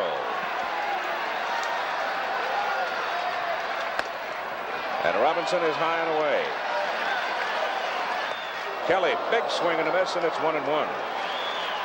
That pitch is high and away. Another big swing and a miss at a bullet. And Robinson's fastball runs outside. Now if you're Earl Weaver, you're 3-2, 1 out. You've got the go-ahead run at first base. Kelly will swing and miss a little bit.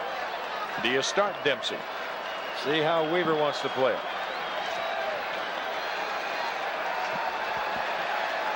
Well, he didn't send the contact hitter up there, did he?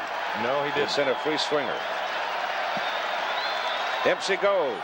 Fouled away.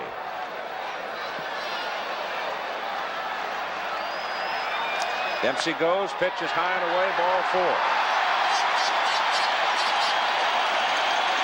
Robinson's walked 2 in a row with 1 out now. Now you got an ideal hitter against Robinson. You got a guy who's difficult to double. A left-handed hitter. He's a good contact hitter. And he's got the speed. He's also got a pretty good eye. And you've got Robinson right now, who has home plate kind of jumping around on him a little bit, because after Billy Smith had popped out, he has walked Dempsey and now the pinch hitter Kelly. That could possibly be the schedule. Yeah, we hope so. But remember the rule earlier cited. Don Robinson, struggling on the mound, has thrown 15 pitches now to 3 batters. He's walked 2 in a row. He's got 1 out. A 2-2 ball game in the bottom of the 7th inning, and Bumbry swings and misses at a blazing fastball. That's punched foul down the left side in the crowd. I told you he was going to the opposite field. He's trying to make solid contact out there. If that ball's fair, I'll tell you that ball is close to being a home run. Yes, it is. That's how close that left field line is. It's only 309, and that's what these Baltimores call, give me a 3-10er, and I'll take it. We saw the Birds beat the Brewers in a key game on a Monday night, 2-1. The winning margin, a left field, opposite field home run by this man, Al Bumbry.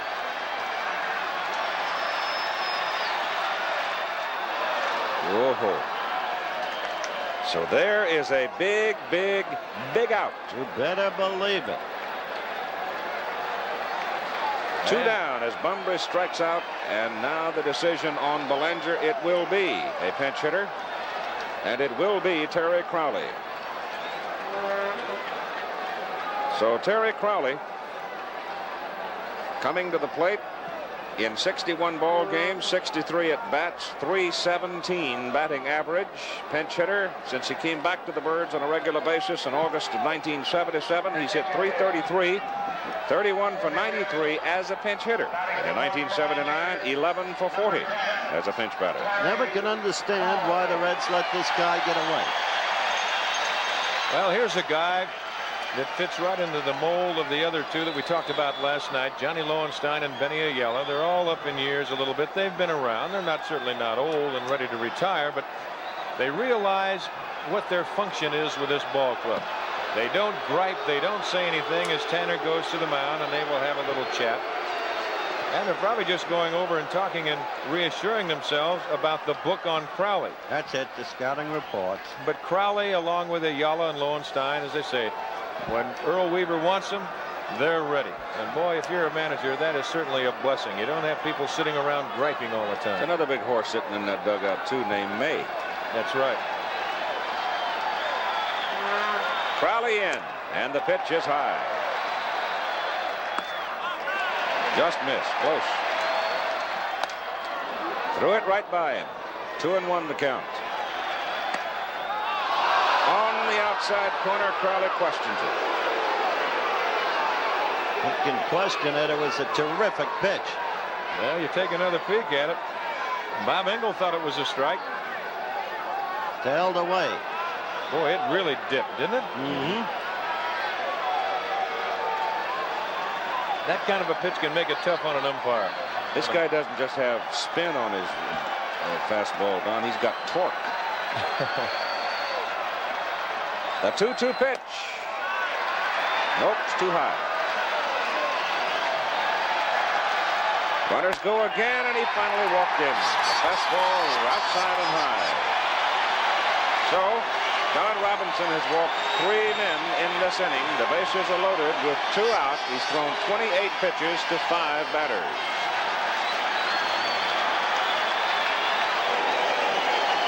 Not easy for Chuck Tanner right now.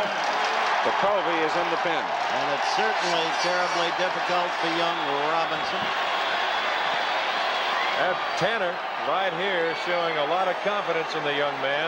When you've got your ace in the bullpen, he's ready to go. He will throw and watch the action and throw a couple of more. You can't afford to stand around too long because in this chilly weather, you can stiffen up in a hurry. Ken Singleton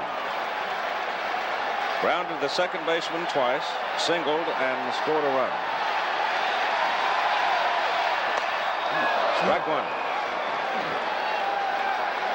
That might have been ball 1. Yes, sir. It was high. Looked like it.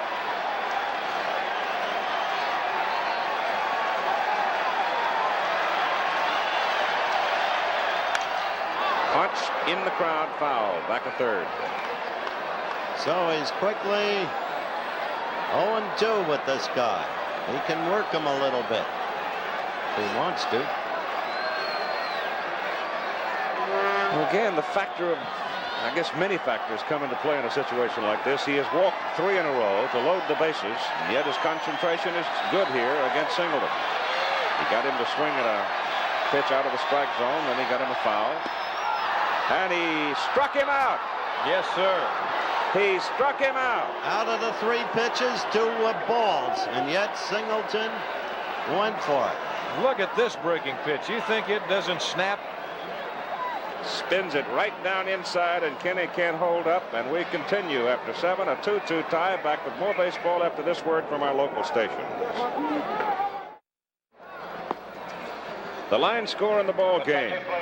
Jim Palmer is out of there. Tippy Martinez comes on. His last appearance, September 30th. He pitched only 11 2/3 innings during the month of September. But he warmed up, and warmed up. Pitching coach Ray Miller, in keeping his charts on his pitching staff, said the Birds had Tippy up throwing a total of 275 times during this past season. So he ought to be in shape.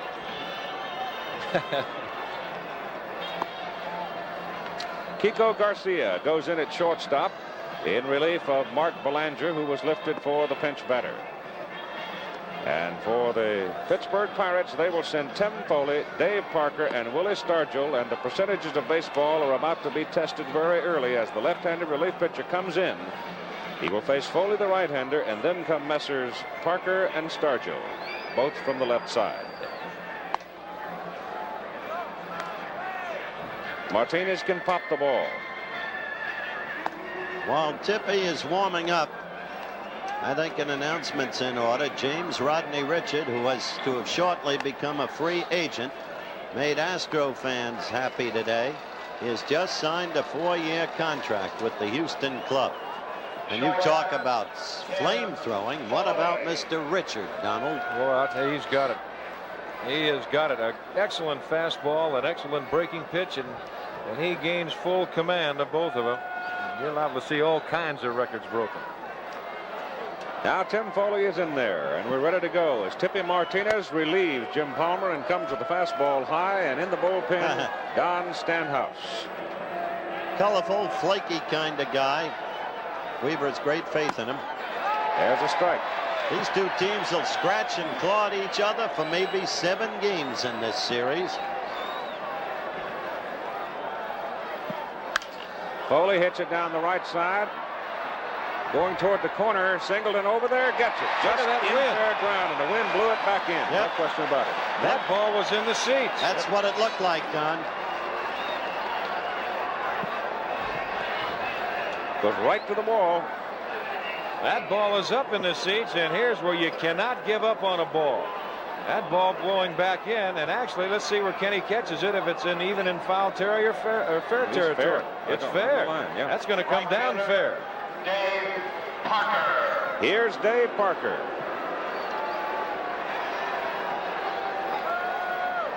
Singled his last time up in the 6th inning.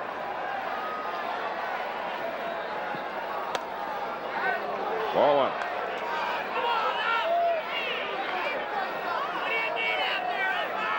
Dempsey wants it down and outside. Breaking pitch, snaps in there, just exactly where Rick Dempsey called for it. And it's 1-1. Couldn't see how many fingers. Number 2. Hit on the ground to the third baseman, DeCinces. Doug throws and gets him 2 down.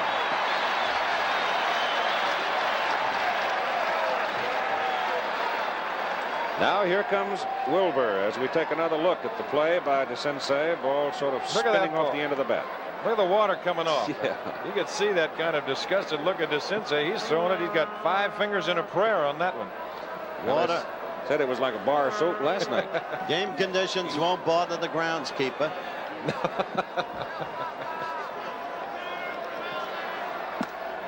breaking pitch is in for a strike to Willie. Tippy Martinez makes it look so easy, doesn't he? Fluid motion.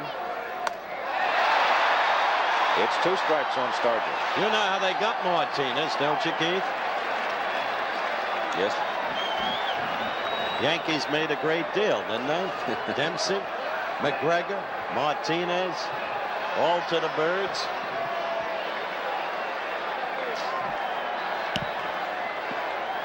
Pitch to Willie. Oh, yes. An appeal to the third base side umpire, Jim McKean. He says no.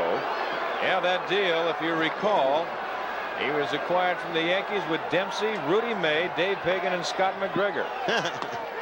Strike 3.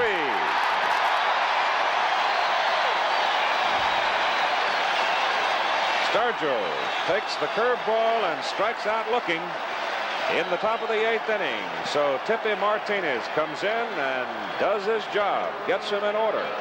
Middle of the 8th inning, it's tied at 2. Primarily a fastball pitcher and a fastball hitter at the plate. Strength against strength. A 2-2 tie in the bottom of the 8th inning.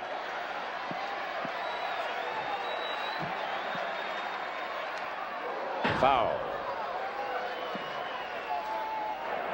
Well, everybody's got to stay warm. It's out in the Pirate bullpen. What happened to the fire? Roasting hot dogs on it. Raining again. Changes outside and high. Don Finn, run off that trade that we left a note on a while ago. All the people that went back and forth in that bushel basket deal that we were talking about. Little looper out in short center field, and it drops. Base hit. Bat came apart. Robinson hit him right on the hands with it, but Murray fought it off and dunked it. And the go-ahead runs on first. And we're talking about that trade for the Baltimore Orioles and the Yankees. Of course, I said before it was Dempsey, Martinez, May, Pagan, McGregor for Doyle Alexander, Ellie Hendricks, Kenny Holtzman, Brent Jackson, and Jimmy Freeman for you trivia fans. That's not trivia to the Birds fans. No. That's one of the trades of the century, not just the decade. Doug DeCinces to face Don Robinson now. With Murray on first base. Now Pittsburgh's looking for the sacrifice. Madlock up on the grass at third. Well, last night, Doug DeCinces was the man who hit that blast to deep right center. That Parker corralled with that brilliant one-handed running catch. DeCinces likes the fast stuff. Well, you see the 2 corner outfielders, Milner and Parker, they're all deep. The main thing you don't want now is a ball hit over your head. Robinson playing catch with Stargell right now. Jacoby and Jackson in the pen. Madlock goes to the mound for a moment. That's your outfield alignment. You'll play deeper in the latter part of the ball game. Of course, right here you're in a 2-2 tie. Ball hit over your head for extra bases. And you're down a run with the speed of Murray at first. Raining pretty hard right now, too. You look around home plate, and you can see exactly where the movement of the feet is, and you can see how that has actually been kind of, well, it's dark. There you see the light spots underneath where they'll kick it around. The ball's going to be wet if it goes down on the grass. The bunt is back to the pitcher. Pitcher goes to second. No! Ball gets away from Foley. Keith, I believe you just called it right there when you said that ball's going to be wet. I'll tell you, Tim Foley right now so mad he could pick that ball up and eat it. He is hot. This ball has got to be a forced play at second base, except we have some disadvantages right here. You've got the water on the grass, and look at that. Now Foley is committed to the left side of the bag, and it's back to the right side. And I believe that the ball moving the way that Robinson can throw, I think he just handcuffed Foley. So you would give the error to Robinson? Yes, I would. I would. Absolutely. I'd give the error to Robinson, yes, sir. I don't know who they're going to give it to. An error. No, they give the error to the shortstop. Okay. We're right. The ball is hit. Foley has it. Goes over to second, back to third. They've got Murray hung up. They tag him out. And they've got 2 outs on that play. A lot of scrambling around when it looked like he was going to break loose. Bang, bang. The 2 fellas wearing white suits are headed for the dugout. Now watch this ball hit sharply to the shortstop Foley. Now Foley takes a swipe at Murray, misses him, then goes over to second to get the runner coming down there. And now they've got Murray hung up, and they run him down, and suddenly the whole thing turns around in favor of Pittsburgh in a 2-2 ball game. A great heads-up play by Tim Foley, because they had the protection play on, a defensive play on, and the ball was hit. You couldn't have rolled it out any better to Foley. As soon as they went to second base, he got Murray in between. As soon as they made the play at second base, that took the force out. Now they've got to make the tag play on Murray, and they executed that play perfectly. And all of a sudden, what seemed to be a rally has kind of died down. It sure has, and you have to wonder why Lowenstein hit that way when the job is to advance the runners. He hit in front of them. And on the first pitch. So John's on first base on the fielder's choice, and here is Billy Smith. Ball is hit on the ground to Garner, slips, but he makes the play. And Robinson gets out of an horrific jam, and we'll go to the 9th inning, all even, 2-2. In the Baltimore 8th, with 2 on, no outs, Weaver decides not to bunt. And shortstop Tim Foley starts a heads-up rally-breaking double play, catching Eddie Murray. Earlier in the game, the Orioles threatened to go ahead, but right fielder Dave Parker showed his stuff, nailing Murray at home. Baltimore would run no more on Parker. Bill Robinson will come out to hit for John Milner and go into left field. As you saw the line score, as we go to the top of the 9th inning. Bill played left field last night. Bill Madlock will follow him, and then Ed Ott, or perhaps Nicosia. We'll see. That's a good graphic. Interesting. Leads the Bucks in hitting home runs against left-handers. He's against a southpaw who hasn't given a home run in more than a year. Pulled in the hole, left field. Base hit for Bill Robinson.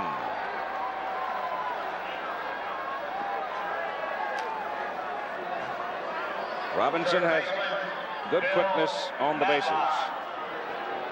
Got a pitch just up over the plate, and Robinson just waited well and hit it cleanly through the hole.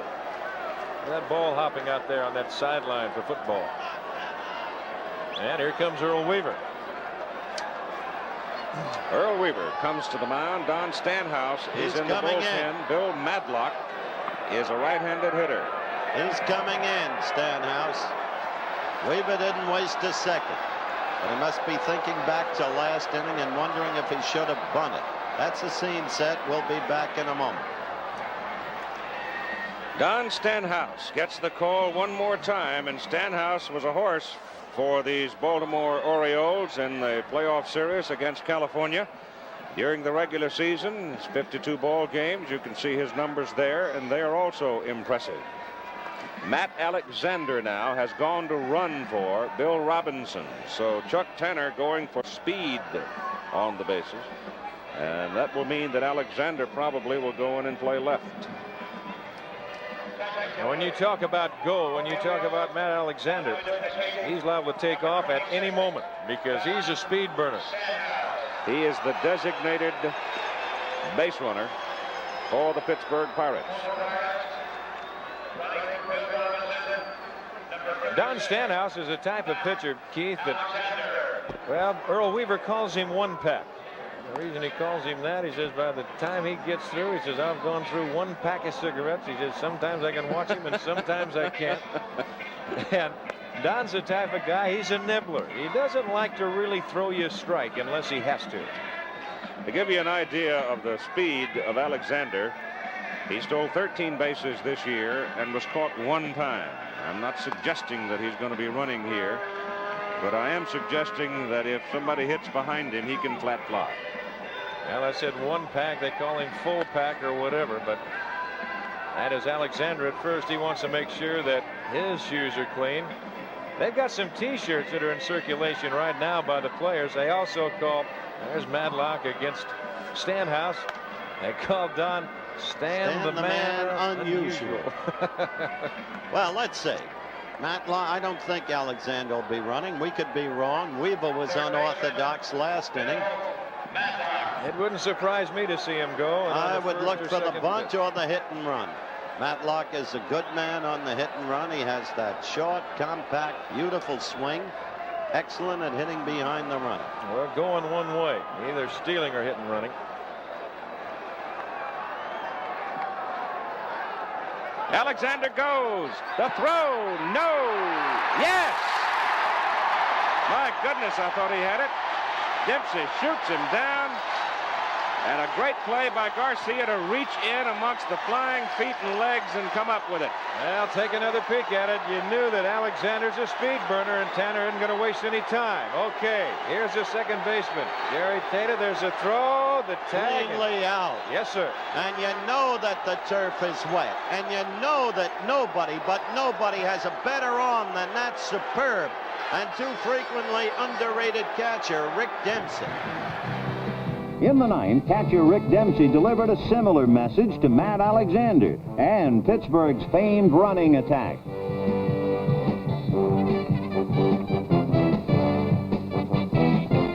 When opponents try to steal, said Dempsey, they're just doing me a favor. So I go back to the hit and run or the bunt. This, remember, is the ninth inning. And it's raining again. Well, I just had a sneaking suspicion he was going to go. Well, Matlock got a swing at that ball. He was trying to protect him. Ball one. Pitch was up high. Put Dempsey in a very good throwing position. The throw tailed off in toward the runner. Garcia went behind the runner to get the tag on him. And Stanhouse goes to 2 balls and no strikes to Bill Matlock. See the rain coming down strongly again. Matlock hits a high fly ball out into left center field, hits it well, but Bumgar's there with time to spare and makes the catch 2 out.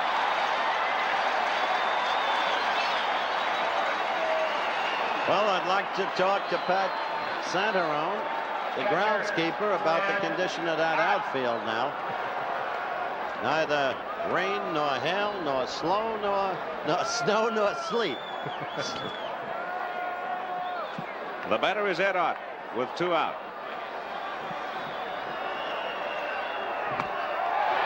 The pitch just missed.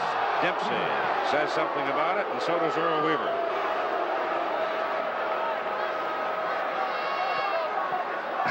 Look at this pugnacious little guy. He is, isn't he? I think Earl's kind of kicking himself right now. I'm sure he is for the 8th inning.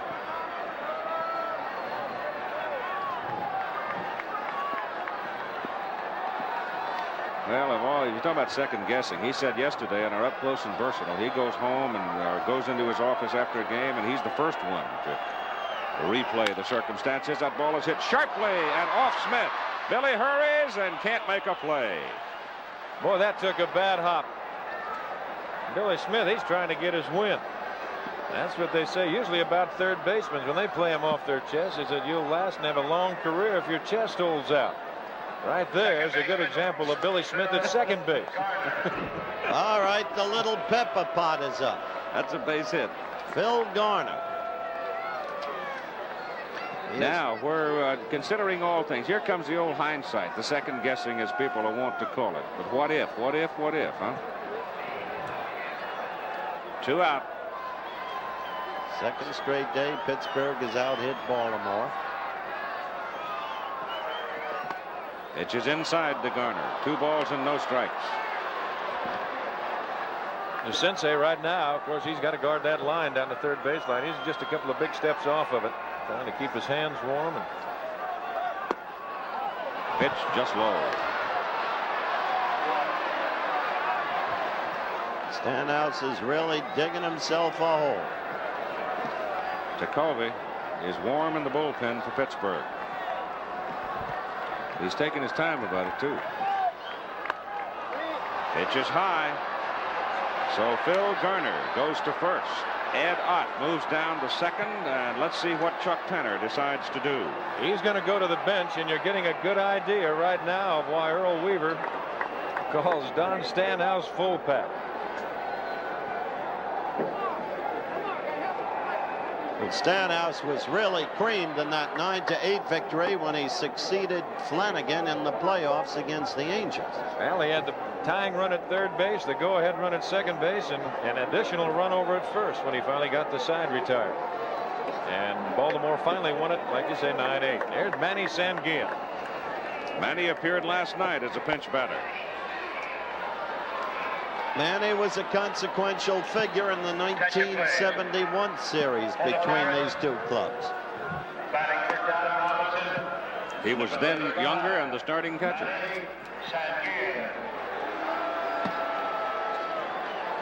In his heyday, this big guy could really run, the catcher, too.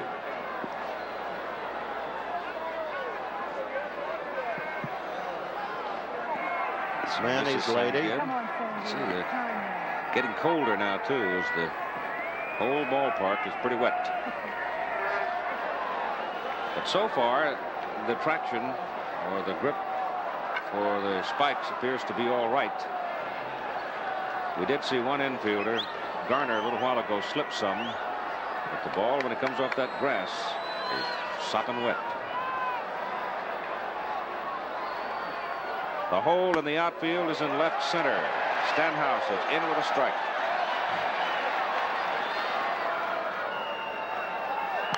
Foul back. He had a pitch he could pull then too, and he was out in front of it. And you can see Manny said, let me have that back one more time. Well, I'll tell you, Stanhouse is lucky he got it back, because it's right on the letters, right where you would want it.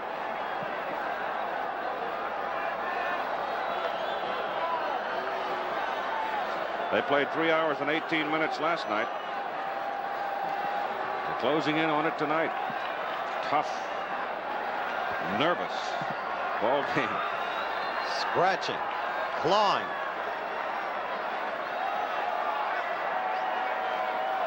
Two-strike pitch.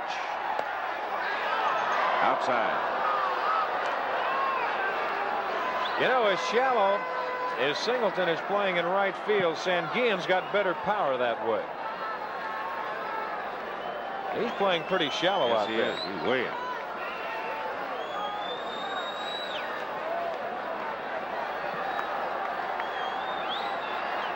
I wonder if Earl Weaver's watching all this. A lot of times he doesn't. He's thinking back to the 8th inning. Oh. You don't want to.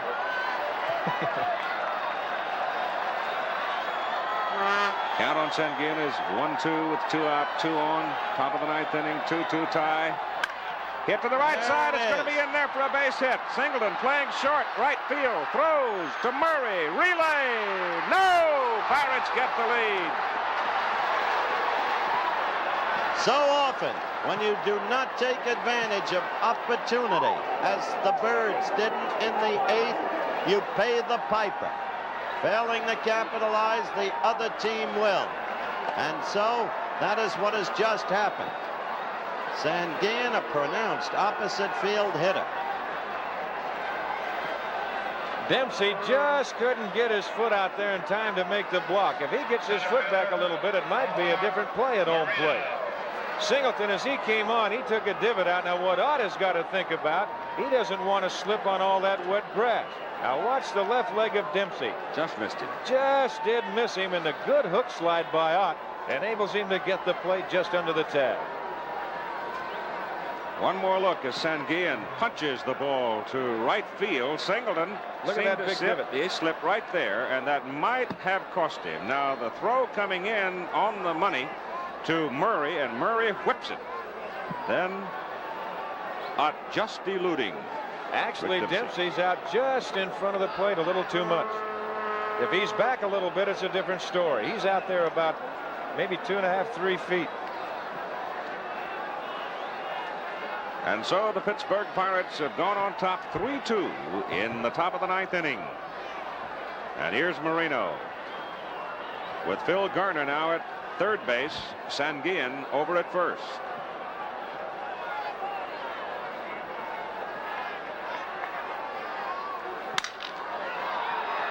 Right to the second baseman, Billy Smith, and the inning is over. But what a big inning for the Pirates as they get the lead 3-2. We'll have more after this message and a word from our local stations.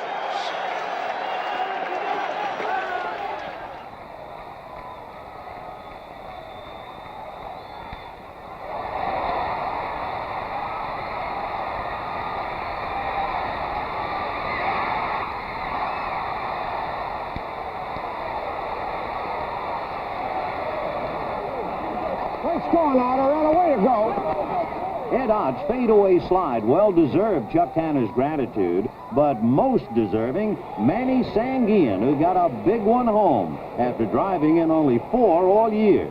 Eddie Murray's questionable cutoff may have also helped.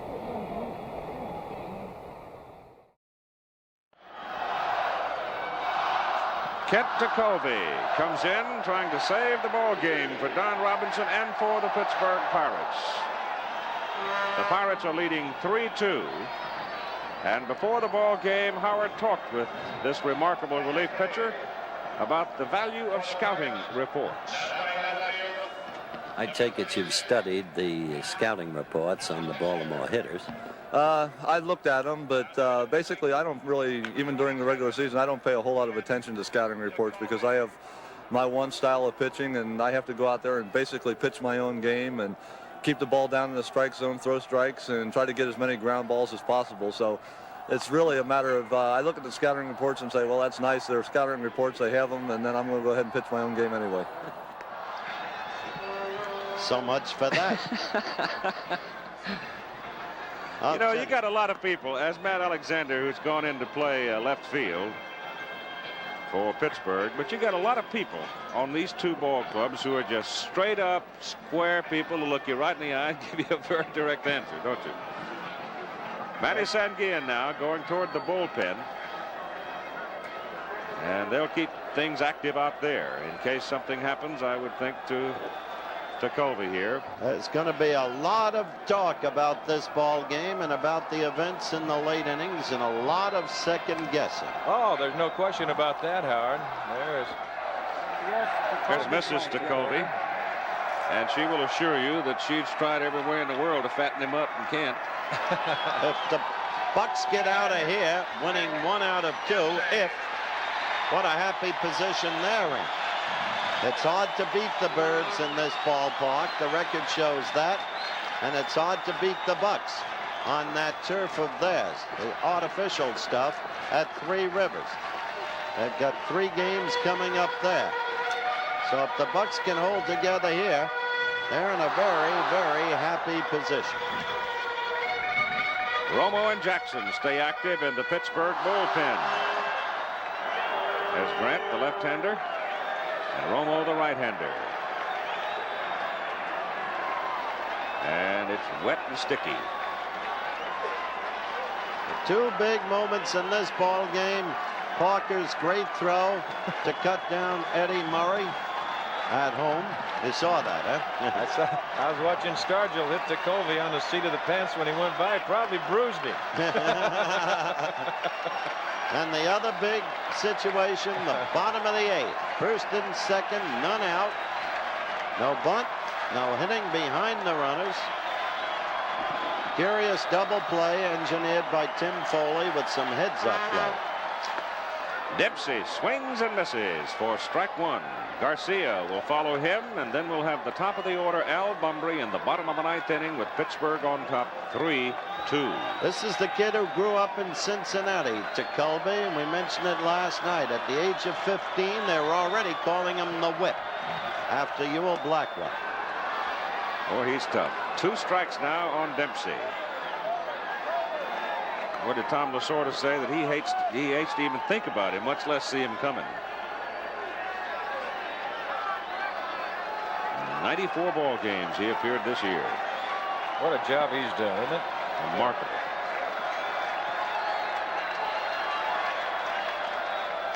Struck him out. Made it look easy. Watch this curveball and the pitching motion by Ticovey. Arms and legs. Boy, he gives you a lot to look at, doesn't he? That buggy whip, that arm goes behind the back, and suddenly, as you seek and strain to see the ball, it is already past you. Drysdale came up that way a little bit. Well, I wasn't down that far, but I'll tell you one thing, it's no fun hitting off of people like that. I'll guarantee you that. Kiko Garcia is the batter, the shortstop. The pitch is outside. Those kind of pitchers that now you see it and now you don't, well, you can have them. Ooh,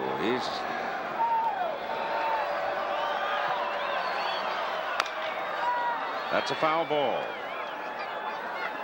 You just looked at Earl Weaver. Now a very troubled manager. And he knows what he's likely to be getting from media people if he loses this game. But that is a great manager, and he has proved it. There is nobody better. And he is unafraid, as I have said, of the second guess. There's our schedule. Game 3 tomorrow. That'll be in Pittsburgh. Game 4 Saturday in Pittsburgh. Right after Game 4, Texas against Oklahoma. The 1-1 pitch to Garcia, 1-2.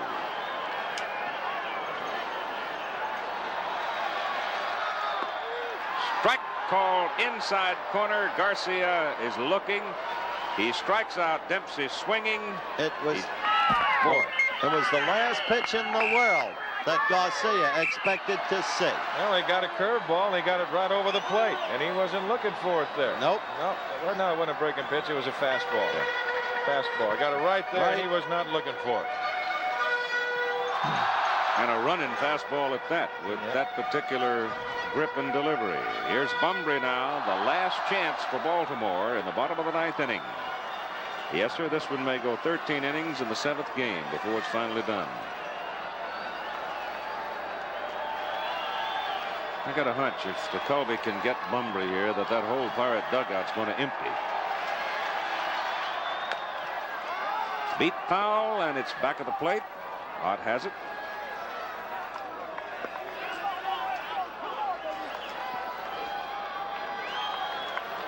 We'll have local news just as soon as this game is over. But the way this series is going, you don't say it's over until it truly is over. Lee May is waiting on deck. Power hitter.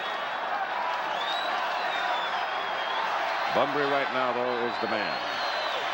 Bases are empty. 2-1 count on him. 2 out. Pittsburgh leading 3-2. Trying to even the series at 1 game apiece. Strike. 2-2. Nothing but Stargell stars. Well, if it ends this way, I'd have to say Manny Sanguine will get one. The shortstop Foley, big bounce, throws him out. The Pirates win. And look at that Pirate dugout emptying out. There is Manny Sanguine, the hero of the moment. the battle-worn face. Did his job. So did Tekulve. So did Robinson, who struggled. For that matter, everybody who was there. But for a curious double play in the 8th inning, when Baltimore sort of ran themselves out of the competition in that particular moment. And so we're all even at 1 game apiece. Join us tomorrow night, Game 3 of the 7-9 World Series between Pittsburgh and Baltimore, live at 8 Eastern Time from Pittsburgh. Travel arrangements made through and promotional fee paid by United Airlines. More people fly United to Hawaii than any other airline. Final score, Pittsburgh 3, Baltimore 2. Stanhouse loses it, Robinson wins it. It wouldn't be any easier for the Pirates in Game 2 as Baltimore sent a future Hall of Famer to the mound. There he is, the starting pitcher for the Birds, one of the greatest pitchers of his time, Jim Palmer. But against Palmer, Bill Madlock in Pittsburgh broke through early. Yes, sir! That ball is hit to right center field. It's going to be in there for a base hit. Singleton gets over there and cuts it off. Stargell comes to score. Way to give us a start, Will. A sacrifice fly made it 2-0 Pirates. But then the Orioles' young star first baseman went to work. With 2 big swings, Eddie Murray single-handedly tied the game. Way back, if it's there, it's gone, it's gone.